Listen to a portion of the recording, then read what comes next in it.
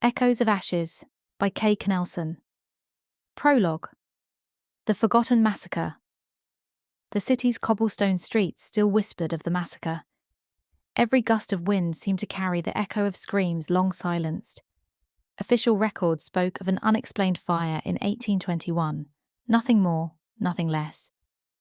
But survivors' journals, buried deep in archives, hinted at something darker. A deliberate slaughter erased by time and lies. The city lived on, its people walking above bones they did not know were there. But truth had a way of clawing its way to the surface, and in the year 2025 it found her. Chapter 1. The Bones. Beneath the hum of the fluorescent lights in the archive was enough to drive anyone mad. To most people, this building was nothing but dust and forgotten records stacked like corpses in endless rows. But for Sadie Prouse, forensic investigator, it was the only place she felt closest to the truth. She leaned over the steel table, magnifying glass in hand, the weight of another dead end pressing down on her chest. For 3 months she had been combing through municipal records, personal diaries, estate transfers, anything that could confirm what she already felt in her bones. The massacre was real. On paper, the history books were clean. The fire of 1821, they called it. A tragic blaze that swept through the lower ward, claiming lives indiscriminately. No explanation, no accountability, just fire, ash, and silence. But Sadie had seen enough crime scenes to know when a story was too neat. Fires left patterns, and survivors always left whispers. She had found scraps, letters with ink blurred by tears, diary pages smudged by soot, testimonies tucked into the margins of Bibles that no one had opened in centuries. And those scraps painted a darker picture, blocked exits, armed men, people slaughtered before the flames even touched them. Still, every lead she followed collapsed under the weight of skepticism. City officials rolled their eyes. Colleagues muttered about obsession. Sadie Prouse, chasing ghost stories again. She rubbed the tension from her temples and stared at the heap of evidence she'd gathered. Burnt newspaper fragments, sketches of symbols she'd found carved into old bricks, a crude map that showed the lower ward fenced off days before the accidental fire. It wasn't enough. Not to prove a conspiracy, not to undo centuries of silence. She thought about her mother, who had once told her, "Truth has a cruel way of ruining the comfort of lies." Her mother had died when Sadie was in her 2nd year of forensic training, and ever since, Sadie had clung to truth like a lifeline. If she could prove the massacre, maybe she could prove that truth always outlived silence. But late nights in the archives left her hollow. She hadn't slept properly in weeks. Coffee cups crowded her desk. Her apartment had become a pit stop, not a home. Friends stopped calling. Even her supervisor warned her that digging into local myths wouldn't advance her career. She didn't care. That night, with the rain beating against the window and the building creaking like it might collapse under the weight of history itself, Sadie stumbled across the box. It was shoved behind a cabinet in a section mislabeled as municipal construction debris. A nothing file. Something meant to be overlooked. The cardboard sagged with age, edges scorched as if it had barely survived a fire of its own. Her gloves trembled as she pulled it onto the table. The lid gave way with a reluctant groan. Inside, wrapped in brittle, soot-stained canvas, were bones. Human bones. She recognized them instantly. Femurs, tibias, a fractured skull. The smell of char still clung to them, faint but undeniable. Her breath hitched. This wasn't an artifact. This was evidence. She bent closer, her flashlight catching details. A fracture line inconsistent with fire collapse, a depression in the skull from blunt force. Some had soot staining only on one side, meaning they'd been killed before the flames consumed them. Sadie's stomach twisted. This was the proof she'd been searching for, proof that history had buried. And then she found it, the journal. The cover was singed, half the pages destroyed, but one entry remained legible. They came at night. They sealed the streets. No one escaped. God help us if this is ever forgotten. The date scrawled at the top, 1821. Sadie stared, pulse hammering. Centuries of denial lay crumbling in her hands. She should have felt vindicated, but instead, a cold weight settled over her shoulders, as if she'd opened a door that should have stayed locked. And that was when the air shifted. At first, she thought it was dizziness from exhaustion. The light above her flickered. Her skin prickled, hair rising on her arms. The air grew dense with the acrid sting of smoke. She coughed, choking on soot that wasn't there. The journal slipped from her grasp. The room fractured, light bending into shards of glass, and the hum of the archive disappeared into a roar of horses' hooves, shouting men, the clatter of wagon wheels. When she opened her eyes again, the sterile steel and fluorescent lights were gone. She was standing in the middle of a street paved with cobblestones, the smell of coal smoke and tallow candles thick in the air. Lanterns swung on iron hooks. Women in bonnets brushed past her. A carriage rattled dangerously close to where she stood. And in the pit of her stomach, she knew. She was no longer in 2025. She was standing in the very city of 1821. The massacre hadn't happened yet. Chapter 2. Stranger in the Smoke. Sadie staggered into the street, her lungs pulling in air heavy with coal dust and wood smoke. For a moment she thought she was hallucinating. Sleep deprivation had pushed her into some fever dream. But the ground beneath her boots was rough cobblestone, uneven and real. The gaslight lamps flickered with yellow flame instead of humming with fluorescent hum. The people passing her were dressed in shawls and top hats, their eyes darting suspiciously at the woman who stood frozen, wide-eyed, in the middle of the road. A carriage thundered by, so close she had to leap aside, her skirts tangling around her legs. Only then did she look down and see that her clothes were no longer her own. Her jeans and blazer were gone.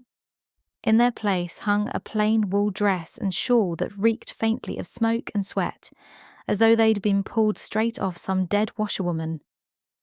Her heart pounded. "You're in it! You're inside it!" The street smelled different. Animal dung, coal smoke, roasting chestnuts. Every detail shouted authenticity. Too perfect for a dream. Too solid for madness. Sadie's forensic brain, even through the terror, kicked into gear. She catalogued everything like evidence. The year had to be early 19th century, judging by the carriages, lamps and fashion. The layout of the square was the same one she'd seen in modern maps, only stripped of glass and steel. A chill hung in the air. Autumn, maybe early winter. And somewhere in this place the massacre was waiting. She forced herself to move. Wandering aimlessly would draw attention. If this was truly 1821, she had to blend in. She ducked into an alley, pressing her back against damp brick. Her hands shook as she touched her hair, pinned up with metal combs instead of her usual messy bun. Every detail had changed except her mind. Her mind still belonged to 2025. "God, this is insane," she whispered. A voice answered. "Not God," came the low murmur. She whipped around. At the alley's end stood a man in his 20s, shadows covering most of his face. His clothes were soot-stained, his sleeves rolled to the elbow, revealing scarred hands. He studied her like she was a puzzle piece jammed in the wrong box. "I saw you," he said, his voice rough but steady. "You weren't here." "Then you were." Just like that. Her blood ran cold. "You don't belong," he continued, taking one cautious step forward. "And if I can see it, so can they." Sadie's throat went dry. "They?" He glanced toward the street where soldiers were marching 2 by 2, muskets gleaming under lantern light. Their boots struck the cobblestones in unison, too organised for a city at peace. "They're watching everyone," the stranger said. "And if you're not careful, they'll find you first." The soldiers turned the corner, boots echoing. Sadie pressed back into the brick, heart racing, as the stranger leaned closer and whispered one last warning. Run! Tonight isn't safe for anyone. Chapter 3. The Watchers. The city in daylight felt less like a dream and more like a cage. Sadie walked the streets with her head down, mimicking the posture of women around her, trying not to draw attention, but her forensic instincts wouldn't stop cataloguing everything. The cobblestones bore signs of frequent washing, but too much, scrubbed clean in patches where blood would stain. She caught the faint metallic tang in certain gutters. Evidence of violence erased, not fire. She had seen enough modern crime scenes to recognise it. Children darted between legs, barefoot, their laughter short and nervous. Merchants hawked goods, though their eyes flicked toward every soldier who passed. And the soldiers, there were too many of them, dozens, stationed on corners where they leaned on muskets with the casual menace of men who already knew their orders. Sadie sat on the lip of a well, pretending to rest, but her eyes swept the square. Soldiers patrolled not like protectors, but like wolves. She pulled her shawl tighter around her shoulders, her heart heavy. If history called this an accidental fire, then history had lied. Every instinct screamed that this city was already under siege, long before the flames touched it. A group of women whispered nearby, their voices low but urgent. They're taking names now, did you hear? Whole families. My cousin said the butcher's boy disappeared. No trial, no burial. They say it's the cholera, but no one's sick. Sadie froze. Cholera, a perfect excuse. In her own time, she had studied pandemics and how fear justified atrocities. If the city leaders wanted to eliminate certain people, blaming disease was a neat disguise. But who? Why? She drifted closer to the women, pretending to adjust her shawl, when one of them noticed her and narrowed her eyes. Sadie's accent, if she spoke, would give her away. She backed off quickly, weaving through the crowd. As she turned a corner, her blood chilled. On a wall near the church, nailed crookedly, was a parchment sheet. Names scrawled in thick ink. Families. Dozens of them. Sadie's throat tightened as she read. Some names she recognised, not from this time, but from 2025. They matched street names, estates, even buildings in her city. These were ancestors, marked centuries before. Bootsteps thundered. 2 soldiers rounded the corner, their eyes sweeping the street. Sadie ducked into a doorway, her heart pounding against her ribs. The soldiers didn't look drunk or lazy. They looked alert, hunting. For a terrifying second, one of them locked eyes with her. His gaze lingered, suspicious. Hey! He barked. Sadie bolted. Her dress tangled at her ankles, but adrenaline surged through her legs. She wove through carts and startled horses, ignoring the shouts behind her. The crowd parted, some people gasping, others pretending not to notice. Her lungs burned. She dashed into an alley, the walls pressing close, the stench of rotting food and urine thick. She pressed herself into the shadows, chest heaving, waiting for boots to thunder past. Instead, silence. A hand clamped over her mouth. She nearly screamed, but a low voice hissed in her ear. Quiet, damn you! Do you want to die tonight? It was him. The stranger from last night, the one with scarred hands. His eyes burned in the half-light as he held her against the wall, waiting until the soldiers' shadows moved on. When he finally let go, her knees trembled. You don't belong here, he said again, voice harsher now. And the watchers already suspect it. Who are they? She rasped. His gaze flicked toward the square, toward the parchment with names. The men who decide who burns. Sadie's blood went cold. Chapter 4. Elias Mercer. The forge was the only place in the city that sounded like a heartbeat, Elias Mercer made it beat. Hammer rose, hammer fell. Iron sang and cooled, hiss after hiss, until the day's heat lived under his skin the way scars did, half memory, half warning. The shop smelled of coal and orange peel he sometimes tucked in the water bucket to cut the smoke. Tools lined the walls like stern witnesses.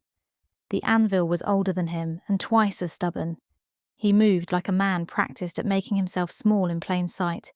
Chin down, sleeves rolled, the set of his shoulders telling anyone watching that he belonged to sweat and flame, not to talk. But he heard everything. A smith on a corner is a confession booth for men who don't pray. He had seen the soldiers come early this morning, 2 by 2 with their muskets, and that hungry way of walking that means orders have already been written.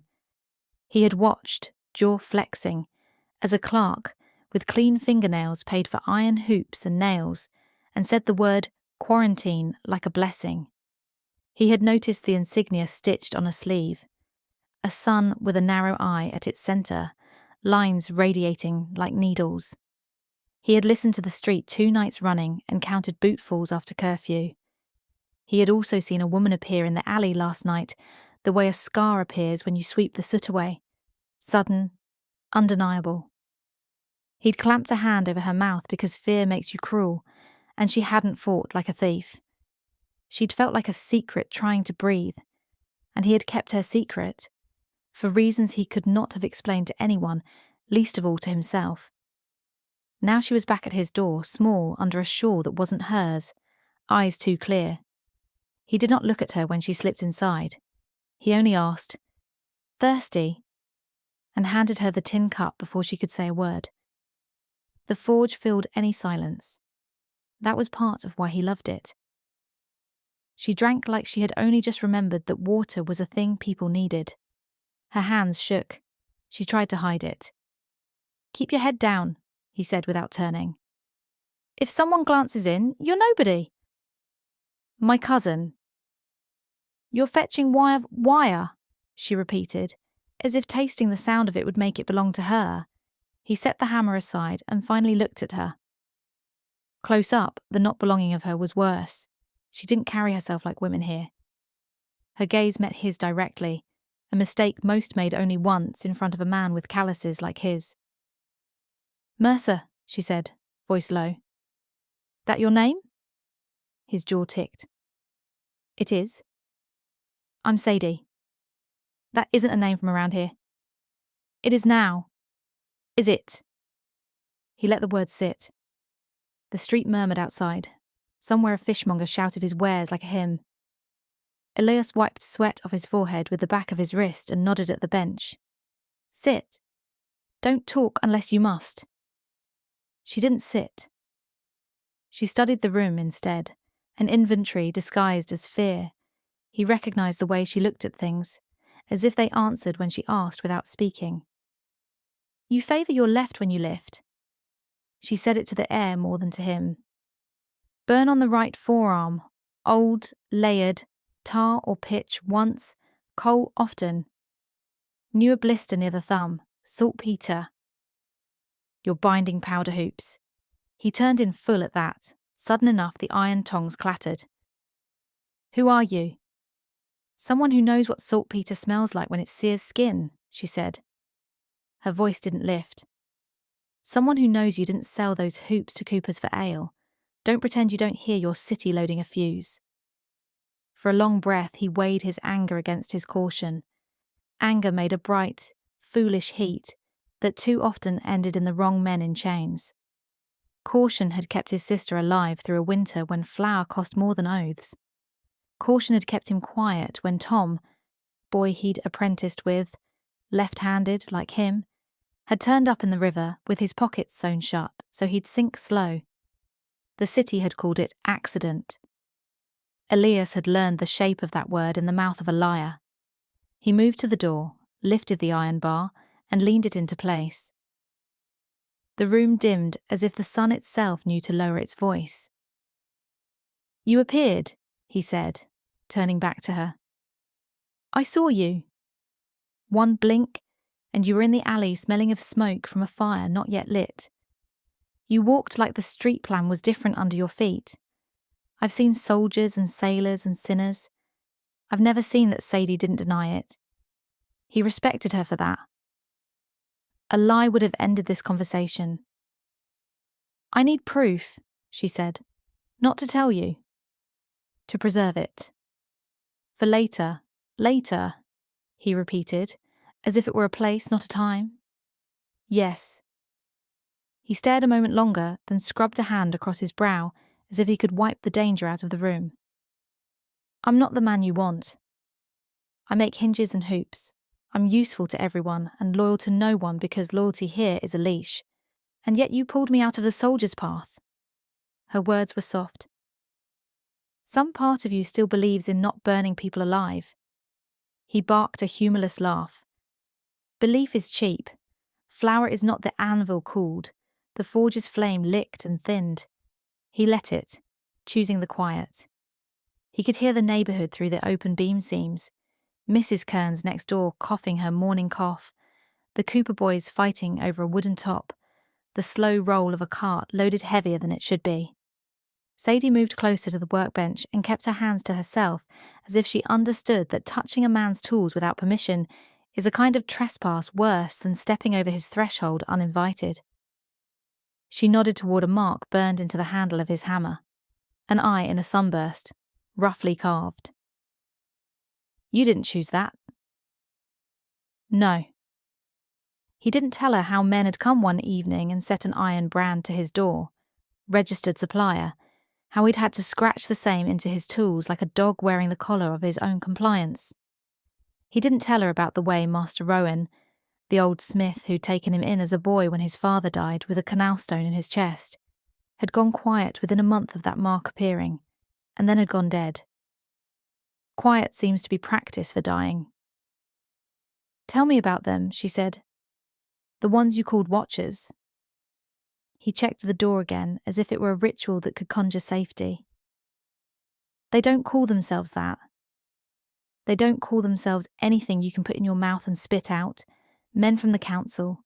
Men not long returned from a war, who never put it down.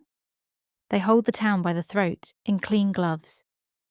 He nodded toward the window. They came to me because iron is a quiet accomplice.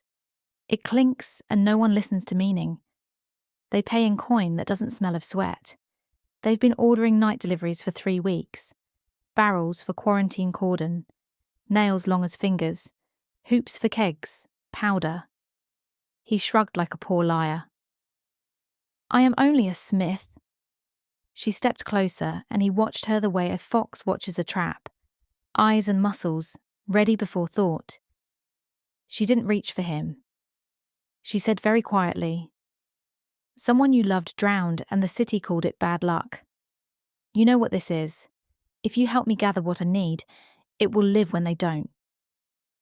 That's what I mean by later. The name Tom tried to claw up his throat. He swallowed it back down where it had rusted for 2 years. Why you? He asked. Because I found the bones, she said.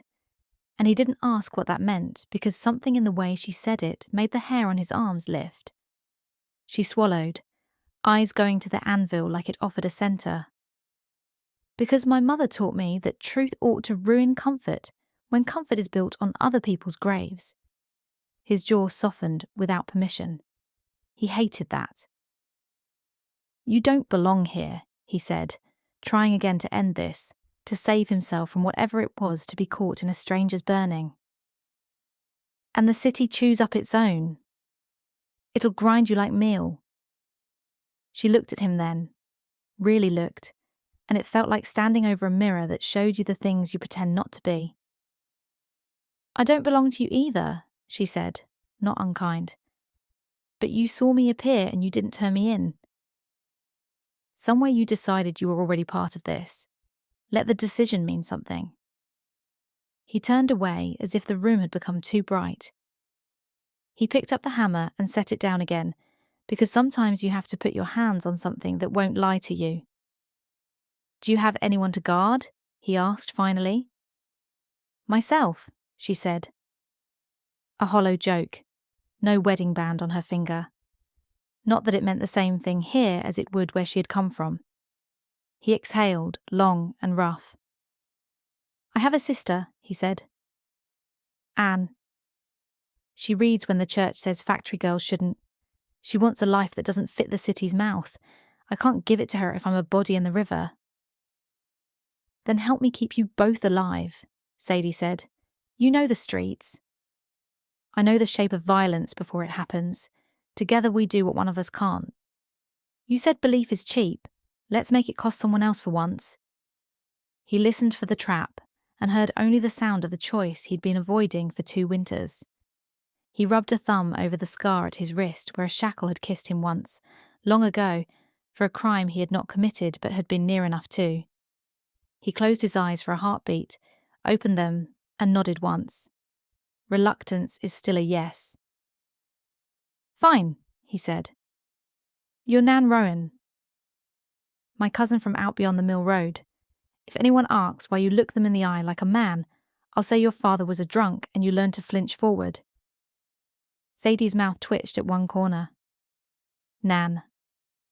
All right. He handed her a bundle, a coarser shawl, a cap, and a grease-stained apron that would make anyone look ordinary. We'll go out the back. You walk like the ground might split. Folks don't look twice at people ready to fall. Where? She asked. Are we going? Where they store names, he said, before they set them on fire. They slipped through the rear door into an alley where the light was a thin thing.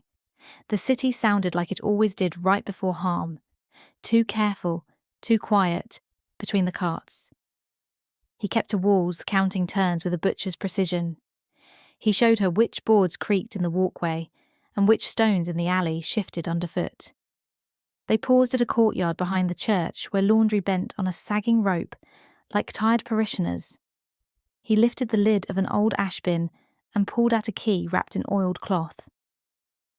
Sexton owes me, he said, and didn't add that he had fixed the man's stove for free one winter when the sexton's child coughed blood and the priest said prayer was heat enough. Inside the vestry it was cool and smelled faintly of beeswax and secrets. The walls held ledgers for births, marriages, deaths, names in tidy lines. Sadie's breath went shallow like someone stepping into the room where a body lies. She ran a finger, barely touching, over the spines, and he watched her hands like a guard watches a knife. Look, she whispered, pointing to a shelf above eye level where the dust lay thinner. These have been touched more recently. See the pattern? Finger tracks in a shape not used by the sexton. He's left-handed. Whoever took these is right-handed and taller. She pointed to a smear. Ink. Fresh 3 days ago, at most, Elias reached, drawing down a book bound in brown leather that didn't match the others. It wasn't a church ledger. It was municipal, seal impressed, clumsily, as if someone had pressed it with a ring, not a stamp. He opened it to the middle and stilled.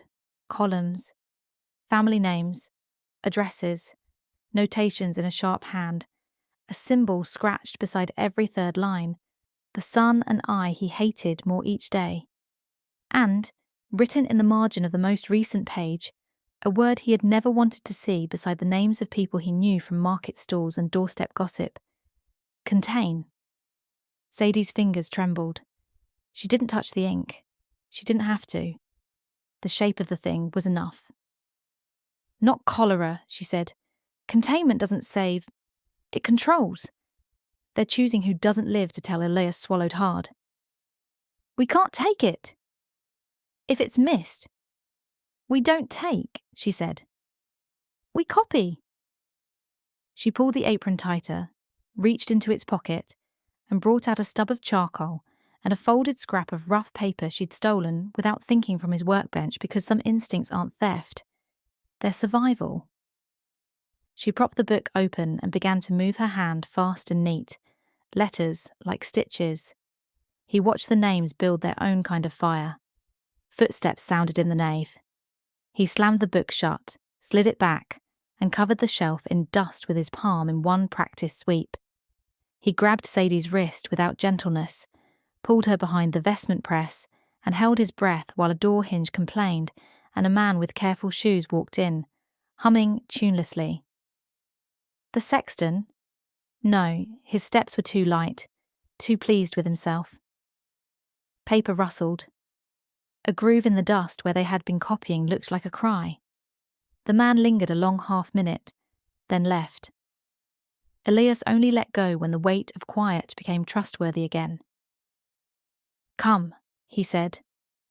He didn't explain where. The city had mapped itself onto his bones since he was 12. He could walk it blind.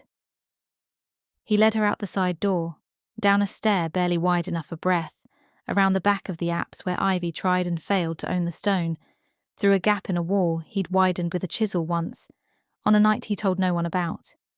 They emerged in a narrow run that smelled of damp limestone. He crouched, peeled back a cracked flagstone, and revealed a black throat of earth and old air. "Smuggler's Cut," he said. "Before the city paved its virtue. Not many know it. Fewer fit." He dropped into the hole and offered a hand. She took it in the dark, fingers cold, in a way that made him unreasonably angry at the world for having hands like his be the warmest thing she had. They moved bent double. Rats skittered ahead like thoughts you don't want. The tunnel sloped down, then levelled, then opened to a low chamber where light seeped through the seams of a boarded hatch above, dust making constellations in the thin beams. Elias pressed a palm to the wood and felt, not imagined, the hum of weight beyond. He found the hidden latch by memory and lifted the hatch an inch. Light slipped in, bringing with it a smell that sat on the tongue. Sulphur, charcoal, saltpeter, the recipe for the end of a neighbourhood. Sadie inhaled, and the sound broke in the middle like a word she couldn't swallow. "Gunpowder!" He lifted the hatch wider, barrels stacked 3 high in the crawl space beneath the square, hoops he'd hammered himself holding them like embraces you can't wriggle free of, stencilled on each in black paint, the city seal, and the same sun and eye scratched above as if the paint weren't official enough to satisfy whoever needed to brand a thing evil with his own hand. A fuse coiled on top like a sleeping snake. Someone had already threaded it through the boards to the street above. "How many streets?" Sadie asked, voice small and steady the way a person's is when they know they're standing on the map of a crime. 3 at least, he said. Maybe 5. "Children sleep above this," she said. "Not a question." He shut the hatch so gently it made no sound. He stared at it like a man looks at a river he might not make it across. "Tomorrow," he said. "They've been posting lists 2 days running.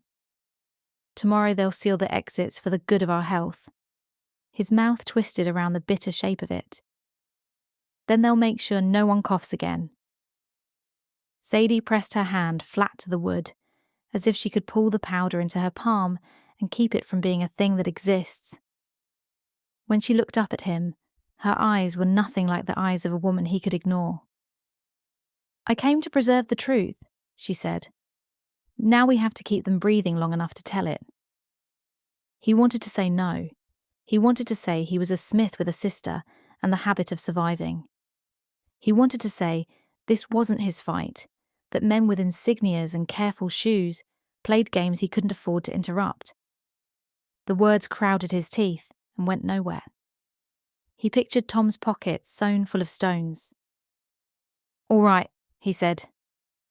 The word felt like a door opening onto a staircase you couldn't see the bottom of. "We'll need names. Roots out. Water. And a way to make that brand mean nothing." Sadie lifted the scrap of copied names like a ledger made of breath. "We start with this." They turned in the tunnel, their shoulders brushing, the ceiling shedding small stones that made Elias put his hand above Sadie's head without thinking, as if he could keep gravity polite for her. Behind them, above them, the city creaked like an old ship. Ahead, the dark breathed. And somewhere, not far enough away, a man tested a length of fuse with his thumbnail until it frayed. Chapter 5, Ledgers of the Dead. The tunnel spat them back into the night. Elias barred the forge door behind them with a length of iron, and the silence that followed was heavy enough to crush a man's chest. Sadie sank onto the bench, her fingers still black with coal dust, the scrap of copied names clutched in her fist. The forge no longer sounded like safety, it sounded like a ticking clock. Elias poured water from a clay jug, hands steady, only because they'd been trained to be. "Drink," he said, though his own throat was dust. She did. The water dribbled down her chin and she wiped it with the back of her hand, eyes distant. Powder under the square, lists of names, soldiers at every corner, the fire of 1821. She shook her head slowly. It isn't an accident. It's extermination, he wanted to tell her to keep her voice down. That walls had ears and even coal smoke carried whispers. But the word extermination sounded truer than any sermon he'd heard in the church down the road. Sadie leaned forward, elbows on her knees, the slip of charcoal copy trembling between her fingers. These names, some of them match families I know. Streets, buildings, descendants, her voice caught. The city erased them, Elias. Burned them out, then rewrote the story as a fire. My time, my century. It swallowed the lie whole. Elias watched her, the strange weight of her words turning in his mind. He didn't understand all of it. Her time still felt like madness. But he understood the fire, and the lists, and the way a city could dig a grave and call it progress. He crossed the room and crouched beside her. "Then this," he said, tapping the paper with his scarred finger, "is the only truth left." The scrap was small, too small to hold the names of the doomed. "We need the whole ledger," Sadie said, voice iron. "Not just copies, not just scraps. If I can take it back." She broke off, swallowing the enormity of what she'd almost said. Elias's gaze sharpened. "Back where?" She hesitated, then lied by omission. "Back to where it won't vanish again." For a long moment, he studied her the way he studied molten iron, testing its strength, measuring whether it would bend or break. Then he stood, pacing. "You'll not walk in there again alone. They'll have eyes on that shelf by tomorrow." "We'll need a way in," Sadie said. Her forensic mind had already started mapping it. Access points, witness patterns, the sexton's routine. She could almost hear her modern colleagues mocking her obsession. But here, obsession might mean survival. Elias rubbed the back of his neck. "The vestry has one key. I keep it hidden for the sexton, but that door isn't the problem. The problem is the watchers on the street. Men are being paid to see everything, and coin makes their memory long." "Then we give them something else to remember," Sadie murmured. The next night, fog curled around the alleys like smoke rehearsing its role. Sadie followed Elias through a warren of back streets until they came to a tavern lit by greasy lanterns. Inside, the crowd pressed shoulder to shoulder, dockhands, millboys, tired women, with aprons still damp from the wash. Elias kept her close. "If they're watching the vestry, we give them reason to look here instead." She caught his meaning. Create noise, create a diversion. Sadie pulled her shawl lower and watched as Elias went to the counter, ordered ale, and then, loud enough for the nearest tables to hear, muttered about the council's greed and how a man can't even keep his sister fed while fat men hoard barrels in the square. It spread like fire catching dry kindling. A few heads turned, then a few more.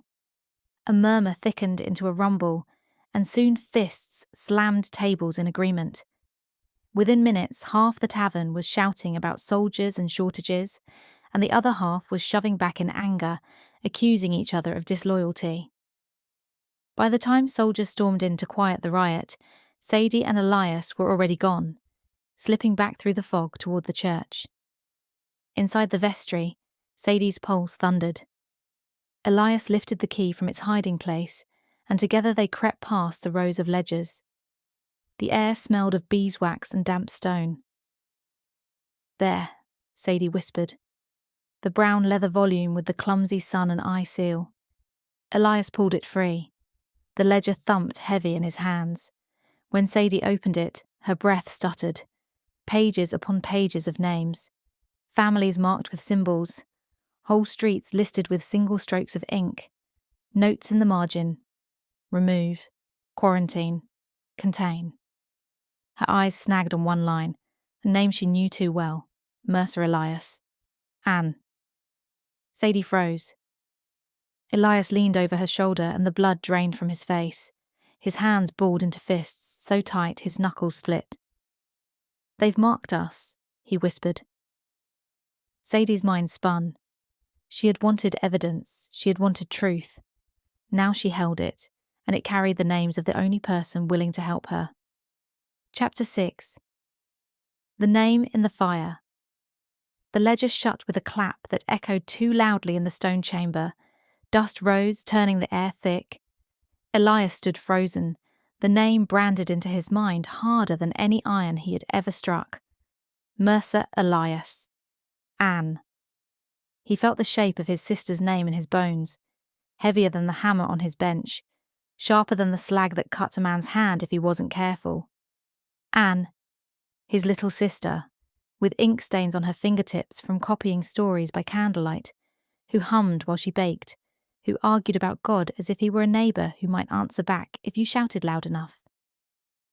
"They've marked us," he whispered again, though saying it aloud didn't make it any more true than it had been when his eyes first met the page. Sadie's breath caught. "Elias?"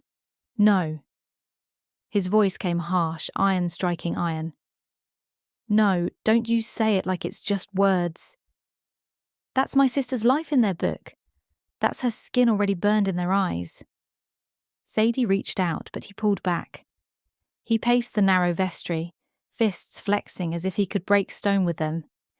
His eyes were wild, caught between fury and fear. "Listen to me," Sadie said, keeping her tone low, steady, the way she had learned to talk to mothers at crime scenes when they couldn't hear through the sound of their own wailing. "This book is evidence. Proof. If we can expose it." "Evidence," Elias hissed, rounding on her. "What good is proof in the ashes? What good is truth to a corpse? Do you know how many proofs I've buried? How many times I've watched men like this call murder accident and pay the priest to say, 'God lit the match'? Don't tell me about evidence when my sister's name is written here, like a prayer to be answered in fire." His words struck deep, because Sadie knew he wasn't wrong. She had seen too many reports, too many autopsy photographs, too many bodies left behind, while the living argued over paperwork. Her chest ached. "Then we save her." Elias's jaw clenched, suspicion tightening his features. "You'd risk yourself." "For her?" Sadie's throat closed around the words, but she forced them out. "For her. For every name in here. This is why I'm here, Elias. This is what I do." For the first time, he looked at her. Not like a stranger who appeared from smoke, but like a woman standing on the same burning plank he was. The fury softened, if only by a fraction. He rubbed his hands over his face, dragging down the weariness. "Anne doesn't even know. She'll think I'm scaring her with shadows. She'll say, 'Don't worry so much, Eli. You'll wear your teeth down grinding them.' She'll laugh it off until the fire's at her door." Sadie placed the ledger carefully back on the shelf, aligning it just so, disguising the disturbance. Then she pressed her palm over the scrap of paper she'd copied, folded now against her ribs under her dress. A copy. A chance. She turned to him. "We need to get her out." Tonight Elias's eyes darted toward the door, toward the city beyond it. "There are soldiers at every corner. They'll smell panic on us like dogs. If they know she's on the list, they're already watching the house." "Then we outwatch them," Sadie said firmly. The streets were darker that night. as if the lamps themselves knew they were accomplices to what was coming. Fog clung low, muffling footsteps, swallowing sound. Sadie kept close behind Elias, her shawl pulled tight, her breath measured. Every corner bristled with soldiers. When they reached the Mercers' narrow row house, Elias stopped short. The shutters were closed, the street silent. Too silent. Anne should have a candle lit, Elias muttered. She always leaves it burning in the front room so I don't break my neck when I come in late. Or maybe she blew it out early, Sadie offered, though doubt pressed against her ribs. Elias didn't wait. He moved to the door, his key shaking only slightly in his calloused hand. The lock clicked, and they slipped inside. The house smelled faintly of bread gone stale. The hearth was cold. Anne, Elias called softly. No answer. Sadie scanned the room like she was back in a modern crime scene. The table was set for two, but the bread on the plate had hardened. A shawl lay draped over the chair. A book sat open on the table, half a story copied in Anne's neat hand, the quill beside it dry. She was here, Sadie murmured, tracing the ink with her fingertip. Not long ago. A sound creaked overhead. Elias froze. Anne! His voice cracked. They climbed the narrow stair, Sadie's hand brushing the wall for balance. The top room was small, a bed tucked under the eave, a trunk at the foot. And there, on the floor by the bed, Anne's bonnet, torn at the ribbon. Elias knelt, his breath ragged. No. Sadie crouched beside him, her eyes scanning. A scuff mark near the window, a splinter where wood had been forced. Drag marks faint across the floorboards. Her forensic mind connected them into a picture. They took her, Sadie whispered. Elias pressed his fists to the floor, shoulders shaking, not with grief yet, but with the kind of fury that makes a man dangerous. Where? Sadie's heart pounded. She looked again at the ledger's copy tucked against her chest. The names weren't just lists. They were schedules, groupings, the order of removal. Tomorrow, she said, voice hoarse. At the square. When they seal the exits, Elias lifted his head, eyes burning in the dark. Then we don't wait for tomorrow. Chapter 7. A city of traps. The house no longer felt like a home. It felt like a coffin waiting for its body. Elias sat at the table where Anne had last written, his big hands trembling over the ink-stained page. The words she had copied, half a parable about a shepherd searching for a lost lamb, stared up at him like mockery. He pressed the heel of his hand hard into his eyes, as if pressure alone could keep him from coming apart. Sadie stayed by the window, watching the empty street through a crack in the shutters. The silence outside was thick. Watchers didn't need to announce themselves. They only needed to wait. She was taken, Elias muttered, his voice raw. Like Tom. Like the others. Dragged out of her bed for nothing more than being on a page. His fist struck the table hard enough to rattle the plates. I should have gotten her out sooner. Sadie turned. You couldn't have known. Yes, I could. His eyes were wild, rimmed red. Every order I filled for them, every nail I drove into their kegs, I knew. I smelled it on my hands. And I told myself I was surviving. I told myself I was keeping her safe by staying quiet.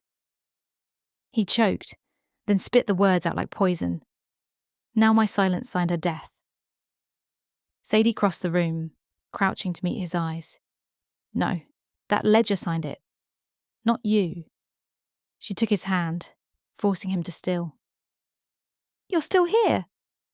Which means you still have a chance to undo it. Elias looked at her, breath ragged, as if trying to decide whether to believe her or break the table in half with his grief. Sadie pressed on. Listen to me. They'll gather them at the square tomorrow, once the exits are sealed. That's when the barrels go up. If we wait, we lose her. She leaned closer, voice sharp. But if we move tonight, we can still get in. He blinked. Tonight, the square's locked down. Lockdown doesn't mean impossible. Sadie's forensic mind sketched the streets, the soldiers' patterns she'd watched, the tunnels she'd traced with her eyes. There's the smuggler's cut under the church. You showed me that. It comes up right under the square. Elias stared at her, shaking his head. That tunnel leads to powder. If we're caught down there... We don't light anything, Sadie said quickly. We move quiet. We find Anne. We get her out before dawn. He barked a laugh that wasn't amusement. You talk like a soldier. No, Sadie said. Like an investigator. I've walked crime scenes my whole life. The key isn't strength, it's timing. Patterns. Catching the moment they don't expect. He slumped back, rubbing his face. For a long time, the only sound was his uneven breathing. Then finally, he said, If we go light. Nothing that rattles, nothing that shines. Sadie nodded. Agreed. They gathered what they could. Elias pulled a short iron pry bar from his tools, wrapping the head in cloth to keep it silent. Sadie took only the folded copy of the ledger and a candle stub. Her hands itched for the tools she didn't have. Her camera, her fingerprint kit, her modern arsenal of science. But here, instinct and memory were her only instruments. When they stepped into the alley, the night swallowed them. The fog had thickened, clinging low, glowing faintly under the weak lanterns. It felt as though the city itself was watching, holding its breath. The church loomed black against the sky. They slipped through the side door, the key cold in Elias's hand, and found the vestry empty. At the back of the apse, Elias pried up the stone that covered the smuggler's cut. The air that rose up was damp and acrid, laced with the faint tang of powder. Once we're in, he muttered, there's no quick way out. Sadie met his eyes. Then we don't fail. The tunnel forced them to crouch, shoulders scraping damp stone. Rats scurried ahead, the sound magnified in the dark. Their breath echoed, their footfalls muffled in mud. When they reached the chamber, the barrels were still there, sleeping monsters with fuse tails. Sadie pressed her hand against the hatch. Above them, faint voices carried down, soldiers laughing, boots shifting. Guard posts. Elias leaned close, whispering in her ear. We'll come up under the far side. Where the shadows fall thick, they edged forward, past the powder, until Elias found another hatch. He pressed slowly, until a sliver of lamplight spilled through. The square was half lit, shadows stretching like claws. And there, near the centre, rows of people huddled behind makeshift barriers. Women, men, children. Bound, guarded. Her heart lurched. Among them, pale in the torchlight, sat a young woman with ink-stained fingertips. Her dark hair had fallen loose, her eyes wide but unbroken. Anne. Sadie pulled back, whispering urgently, She's there! She's alive, Elias's face hardened into resolve. Then we go now. Sadie's breath caught. The square bristled with soldiers. The powder lay beneath their feet. One wrong step, the massacre would begin too early. Chapter 8. Fractures in the Circle. The hatch rose no higher than an inch, but that inch was enough. Through it, the square unfolded like a stage set for death. Sadie lay on her stomach in the damp tunnel, cheek pressed to the grit, her eyes locked on the scene above. The prisoners sat huddled in rows, some weeping softly, some whispering prayers. Rope bound their wrists. The soldiers ringed them in a loose perimeter, muskets slung, boots shifting in boredom. It looked casual, but to Sadie, every detail screamed pattern. She had learned to read crime scenes like languages, blood spatter told stories, footprints whispered intent. And now 1821 Square was no different. Don't look for what they want you to see, she murmured to herself. Look for what they missed. Elias glanced at her sharply. What? Patterns, Sadie whispered. Weak points. They've set a circle, but every circle has a fracture. She studied the soldiers first. Most were older, faces hard, the kind of men who had fought wars and learned to obey without thought. But 2, posted near the east side, were younger, restless. One kept shifting his weight, glancing often toward the tavern lights down the street. The other picked at a loose strap on his musket, distracted. East side, Sadie breathed. They're green. Less disciplined, Elias followed her gaze. His jaw tightened. Still armed? Yes, she said, but distracted. They'll be the ones to miss what happens first. She shifted her gaze to the prisoners. Their placement wasn't random. Families grouped together, children near parents, elders near one another. But in the 3rd row, near the edge, she spotted a gap.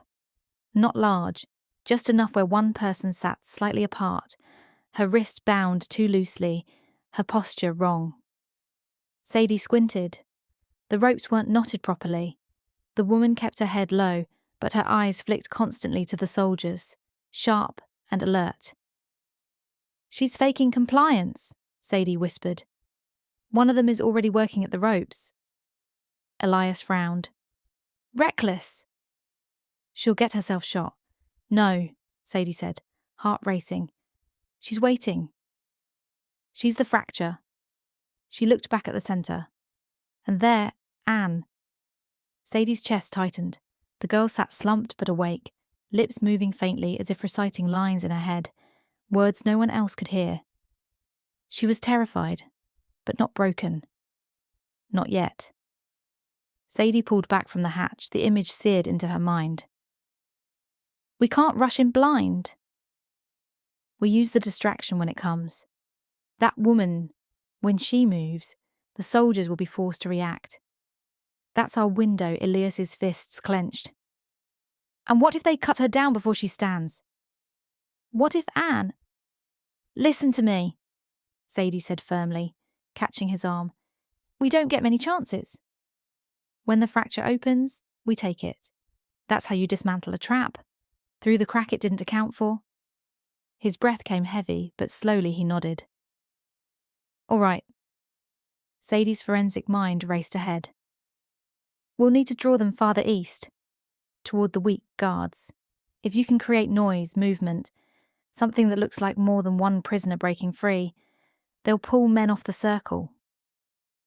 That'll give me time to get to Anne. You? Elias hissed. No, you'll be killed. I'm smaller, faster, and I know how to move through chaos. It's what I've studied my entire life, how crime unfolds, how people react under panic. I can read them. She swallowed. But if I hesitate, we lose her. The silence between them was weighted, filled with more than words. Elias's eyes burned, but not with refusal, with a grim, reluctant trust. You move on her, he said at last. I'll tear the east side open. But if it goes wrong? It won't, Sadie cut in, more for herself than him. Above them, the square shifted. A soldier barked something. The bound woman lifted her head, her lips twitching with a secret smile. Sadie's pulse thundered. The fracture was about to open. She met Elias's eyes in the dark. No more plans. Only action. Elias pressed his hand to hers, rough calluses biting into her skin, an oath without words. Then he shoved the hatch wide. Chapter 9, Through the Fracture. The hatch opened no higher than a coffin lid, but it was enough for Elias to haul himself through. Sadie followed, crawling out onto the cold stone like a shadow unspooling. The square loomed above them, torchlight, fog, soldiers with muskets gleaming dully. The air smelled of pitch, powder, and fear. Stay low, Elias breathed. His voice was tight, raw. Don't stop once you move. Sadie nodded, every nerve thrumming. She pressed herself against the crates stacked at the square's edge, her forensic mind cataloguing every angle, every sightline, every rhythm of boots, The square was a living body, breathing, twitching, and she was inside its ribs. The bound woman shifted. Sadie saw the moment the rope fell free of her wrist, a tiny tremor, a glance. Then, swift as a cut, the woman lunged, slamming her shoulder into the man beside her and sending him sprawling. The circle ruptured. A soldier shouted. Another swung his musket up. "Now!" Sadie hissed. Elias didn't hesitate. He grabbed an iron hook from the crates and hurled it across the cobbles. It clanged, loud as a bell, sparks skittering. "There!" he roared, his voice low and guttural, masking its source. The two green soldiers spun east, muskets half raised. Another bolted after them, shouting. The ring thinned. Sadie slipped into the gap. Her breath came shallow, every sound a dagger. She bent low, weaving through shadows, moving when boots shifted, pausing when muskets levelled. Soldiers barked orders, their voices overlapping. The woman fought like a cornered wolf, teeth bared, fists flying. She had no chance of winning, but she didn't need to. She only needed to buy seconds, and seconds were all Sadie required. She darted past the first row of prisoners. Faces turned toward her, pleading, confused. But she shook her head sharply, finger to lips. She couldn't save them all. She couldn't even save most. But she could save one. Anne. There she was, huddled, rope biting her wrists, eyes wide in disbelief, as she spotted her brother's shadow at the square's edge. Sadie dropped to her knees beside her. "Don't scream," she whispered. Anne stiffened, breath stuttering. Sadie's fingers worked at the knot. Her forensic brain, trained to untangle twine from evidence bags, wire from bone fractures, moved with precision. "Who?" Anne began, but Sadie's hand covered her mouth. "Quiet!" The rope gave. Anne's wrist fell free. "Can you stand?" Sadie whispered. Anne nodded, trembling. Shouts split the air. The fighting woman had been clubbed to the ground, soldiers swarming her. The distraction was dying. Elias's voice carried across the square, raw and furious. "Now, Sadie! Move!" Sadie gripped Anne's arm, pulling her to her feet. Her heart hammered. She could see the path back. Narrow, jagged, already closing as soldiers moved to reform the circle. Every instinct screamed, "Go! Run! Now!" But then her eyes caught the ledger, still in the officer's hands at the edge of the square. The book, the proof, the names. If she left it, history would swallow the lie again. Anne tugged at her sleeve, desperate. Soldiers shouted, boots pounding. Elias was fighting to hold the breach open, and Sadie stood caught between two truths, the living girl at her side and the dead whose names waited to burn. Chapter 10. Running on Ashes. Sadie's hand hovered over the thought of the ledger, its weight, its proof, its power to scream across centuries.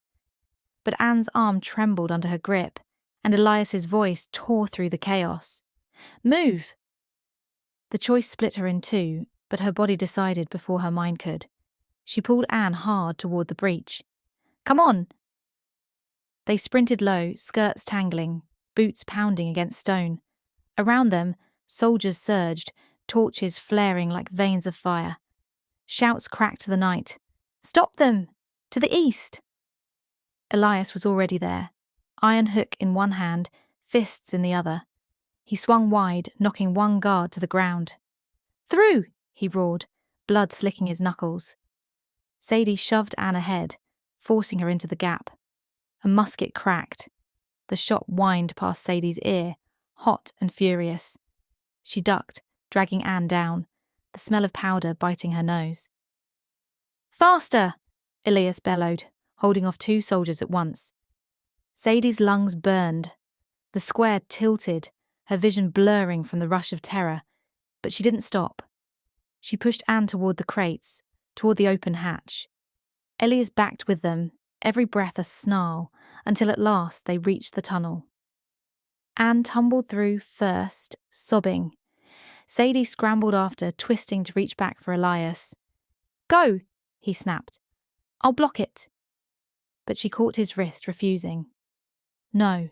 Together their eyes locked, his dark with fury, hers lit with something steadier, quieter. Absolute refusal to leave him. For a heartbeat, time stilled. Then Elias growled and dropped into the tunnel, slamming the hatch behind him. The dark swallowed them whole. They ran bent double, breath ragged, rats scattering. The tunnel closed around them like a throat. Anne's sobs bounced off stone, choking, desperate. Elias's blood smeared the walls where his hand brushed, but he kept moving, dragging them forward. Finally, the tunnel spat them back into the vestry. Sadie slammed the stone lid shut, gasping, her palms raw from the effort. Anne collapsed against the wall, shaking violently, rope still dangling from her wrists. Elias crouched in front of her, cupping her face in his bloody hands. "You're here," he whispered, his voice cracked. "You're here!" Anne clung to him, sobbing into his chest. Sadie turned away, pressing her hand to her sternum as if she could hold her heart still. Relief crashed into her, fierce and overwhelming, but underneath it, guilt clawed like teeth. The ledger. She had seen it in the officer's hands, pages heavy with names. She had left it. She had let the truth die a second death, trading it for a single life. And though Anne's trembling form was proof enough of the choice's worth, Sadie's stomach twisted with dread. Because without the ledger, without the evidence, history would swallow the massacre whole once again. Her forensic mind whispered relentlessly, "No evidence, no case. No case, no truth." Elias held Anne close, eyes closed as though he might never open them again. Sadie sank against the wall, chest heaving, damp hair clinging to her face. The silence of the vestry pressed around them, heavy with survival. But then, faint, a sound, paper. Sadie's eyes snapped open. She looked down. There, on the floor where she had fallen, was a scrap of parchment she hadn't placed.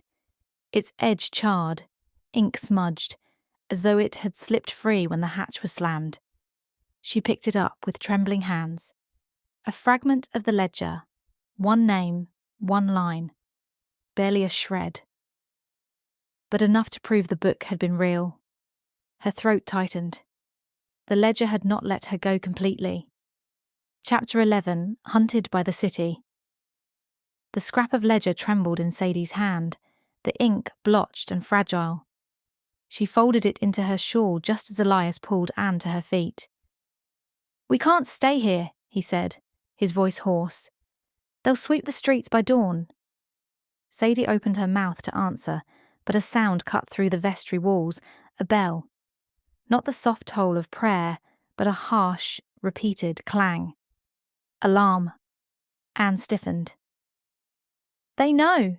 Boots thundered outside, dozens of them, striking the cobblestones in unison. Barked orders split the air.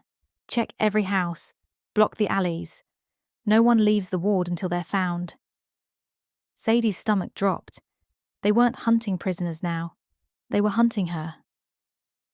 Elias swore under his breath. He grabbed a cloak from the rack, throwing it over Anne's shoulders, pulling the hood low. "Head down. No crying. You walk like a mill girl going to shift. You hear me?" Anne nodded shakily, wiping her face with her sleeve. Sadie pressed her ear to the vestry door. The boots were close. Too close. "If we open that door, they'll see us." "There's another way," Elias said. He shoved aside a bench, revealing a narrow crawl space that sloped beneath the church. "Old drainage cut. My father showed me once when I was a boy. It stinks of mould, but it'll take us to the river." "Then move," Sadie hissed. They slipped inside, the air damp and sharp with rot. The crawl space forced them to their knees, stones scraping their palms. Anne stifled her whimpers. Elias pushed ahead, his broad frame nearly jamming between the walls. Behind them, the vestry door crashed open.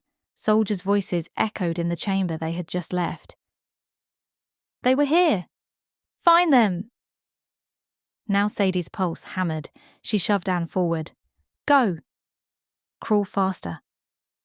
The passage narrowed, the air thickening with the stench of stagnant water. Sadie's shawl snagged on a jagged stone. She tore it free, leaving a strip of cloth behind. They reached a grate at the end, rusted through. Elias braced his feet against the stone and wrenched. The metal screamed. Sadie winced. Quieter, she hissed. I can't, he growled, and with a final heave the grate snapped free. Cold river air rushed in, sharp and merciful. They spilled out onto the embankment, the black water churning beneath. The night sky stretched wide, but the safety it promised was a lie. Torches already bobbed on the bridges, soldiers fanning across the streets above. They've locked the ward, Elias said, breathing hard. We're penned in. Sadie scanned the dark. The river carried driftwood, trash, the carcass of a dog bloated pale in the current. Her eyes fixed on it. On the way, the water swallowed everything indiscriminately. The river, she said. It's the only way. Anne recoiled. We'll drown. No, Sadie cut in, grabbing her arm. We don't fight the streets. We let the current hide us. They'll never expect it. Elias's jaw clenched. His eyes swept the patrols above, then the black water below. He knew she was right. He also knew the river had claimed stronger men than him. Boots clattered nearby, voices rising. Down by the bank! Search the water. No more time. Elias grabbed Anne, holding her close. He looked at Sadie, a single question in his eyes. Sadie nodded. They leapt. The river swallowed them whole, icy, violent, pulling them into its black throat. Sadie's lungs burned as the current dragged her under, spinning her into darkness. She clawed upward, bursting to the surface just in time to hear shouts from the bank. Torches! There, in the water! Arrows hissed through the night, plunging into the river around her. Sadie sucked in air, reached for Anne's hand, and felt nothing. Only water. Her scream tore from her throat, swallowed instantly by the current. Chapter 12. The weight of water. The river struck like a hammer, cold, black, endless. Elias hit hard, the current knocking the air from his chest, dragging him down into a swirl of silt and stones. His arms flailed, instinct clawing at the surface, but the river didn't care if a man could breathe. He surfaced choking, spitting bitter water, torchlight flaring above him on the bank. Shouts echoed. There!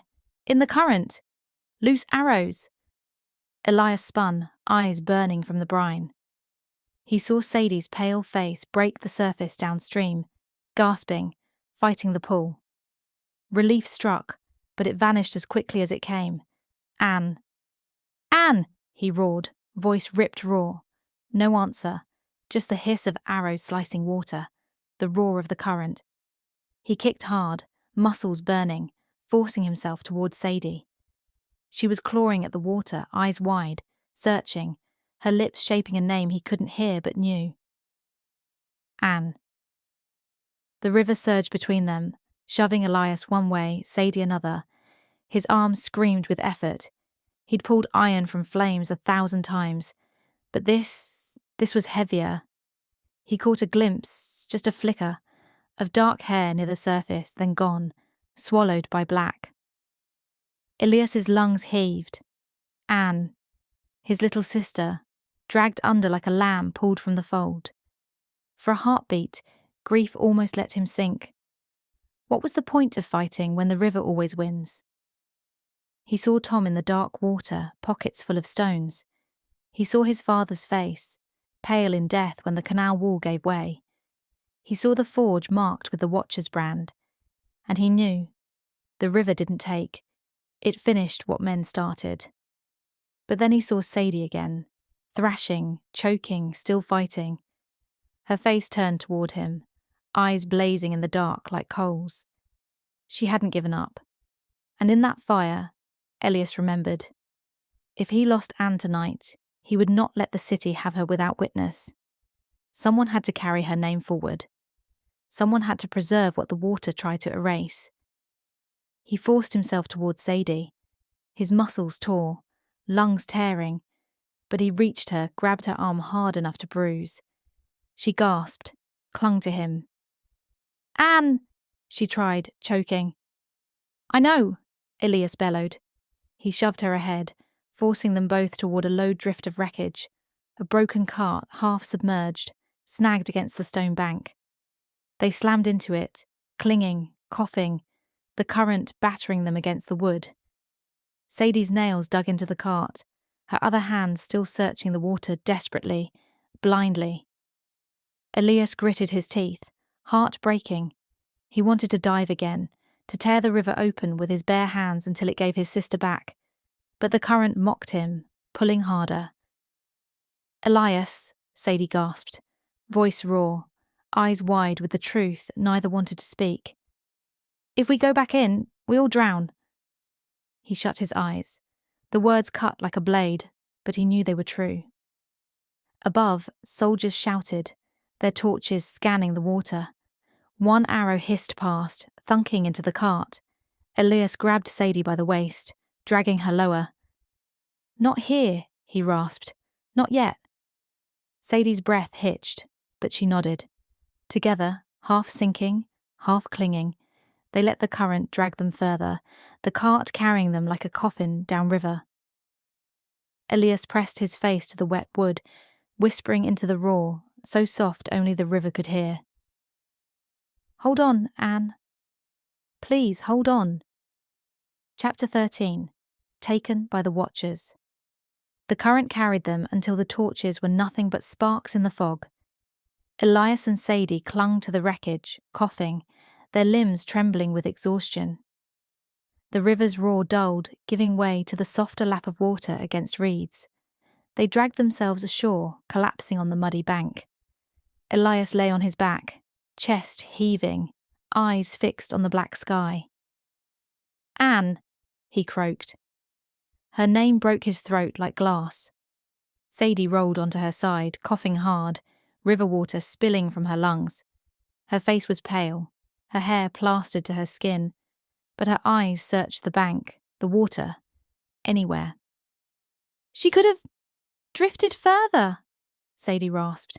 "She might have caught onto something like we did." "No," Elias said flatly. He pushed himself up onto his elbows, staring back at the current. "The river doesn't give back what it takes." Sadie opened her mouth to argue, but then froze. Voices. They came faint through the fog, carried from upriver. Elias whipped his head toward the sound, every nerve taut. Soldiers. No, different. The cadence was slower, deliberate. Watchers. Sadie crawled higher onto the bank, peering through the reeds. Her breath hitched. "Elias, look." Upstream, a cluster of torches burned steady, not searching, but waiting. Soldiers hauled something from the water. Not something, someone. Elias lurched forward, crashing through the reeds. Sadie grabbed his arm, but he tore free, his body already knowing. Anne. She was dragged limp onto the embankment, her hair dark with river water, her wrists bound again in fresh rope. She coughed violently, spitting water, alive, but barely. Elias dropped to his knees, gutted by relief and horror all at once. "She's alive," he whispered hoarsely. Sadie's eyes narrowed. "They've taken her." One of the watchers bent over Anne, torchlight revealing a face, hard, with cruel calm. He checked her breathing, then nodded to the others. They hauled her upright, propping her between them. She sagged, too weak to resist. The watcher with the torch lifted his head, scanning the fog. For a chilling moment, his gaze seemed to cut straight through the reeds, straight to where Elias and Sadie crouched. Sadie's heart thudded, but the man only smiled thinly and said, "Bring her. She'll serve our purpose well." They marched Anne toward the square, her body stumbling, her face pale. Elias made to rise, fury vibrating in his bones. Sadie grabbed him, forcing him down. "You can't," she hissed. "Not now. You'll die, and she'll die with you." His eyes blazed, tears cutting through grime. "She's my sister." "She's marked," Sadie whispered fiercely. "That means she's valuable to them. They won't kill her yet. She's safer in their hands tonight than in the river." It was the cruelest truth she'd ever spoken. Elias shook, torn between blood and survival, between rage and reason. His hands clawed the mud, as though he could dig his sister back out of it. The torches faded into the fog, carrying Anne with them. Elias bent forward, pressing his forehead to the earth, a sound breaking from him that was half sob, half growl. Sadie placed a trembling hand on his shoulder, her voice steady, though her chest burned with guilt. "We'll get her back. I swear it." He didn't look up, he didn't answer. But in the silence, the vow settled heavy as iron between them. Chapter 14. The plan in ashes. The river had left them drenched, shaking and half broken, but there was no rest to be found.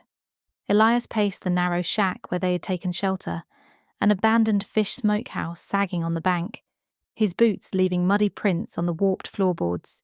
His fists flexed and unflexed, knuckles split and swollen from the fight. Sadie sat against the wall, wringing water from her shawl, her mind running like a crime scene grid. Every detail mattered, every second bled. "They have her," Elias muttered for the 100th time, voice raw. "They have Anne. She's alive, I saw her breathe. And if she's alive, I can take her back." Sadie looked up, steady but tired. "Not if you charge the square alone. That's suicide. I'd rather die pulling her free than sit here waiting while they burn her." His voice cracked on the last word. He turned away, slamming a hand into the doorframe. Sadie let the silence stretch, then spoke carefully, the way she had with grieving fathers and mothers in her own time. "If you die now, Elias, Anne dies too. That's what they want. Fear, chaos, the kind that swallows whole families.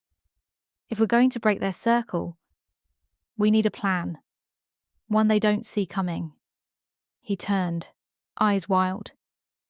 "Then speak, investigator. Tell me how you pull truth out of lies and lives out of death." She drew a shaky breath. "Start with what we know. The Watchers keep records, ledgers. They don't act without reason. If Anne's still alive, it means she serves a purpose.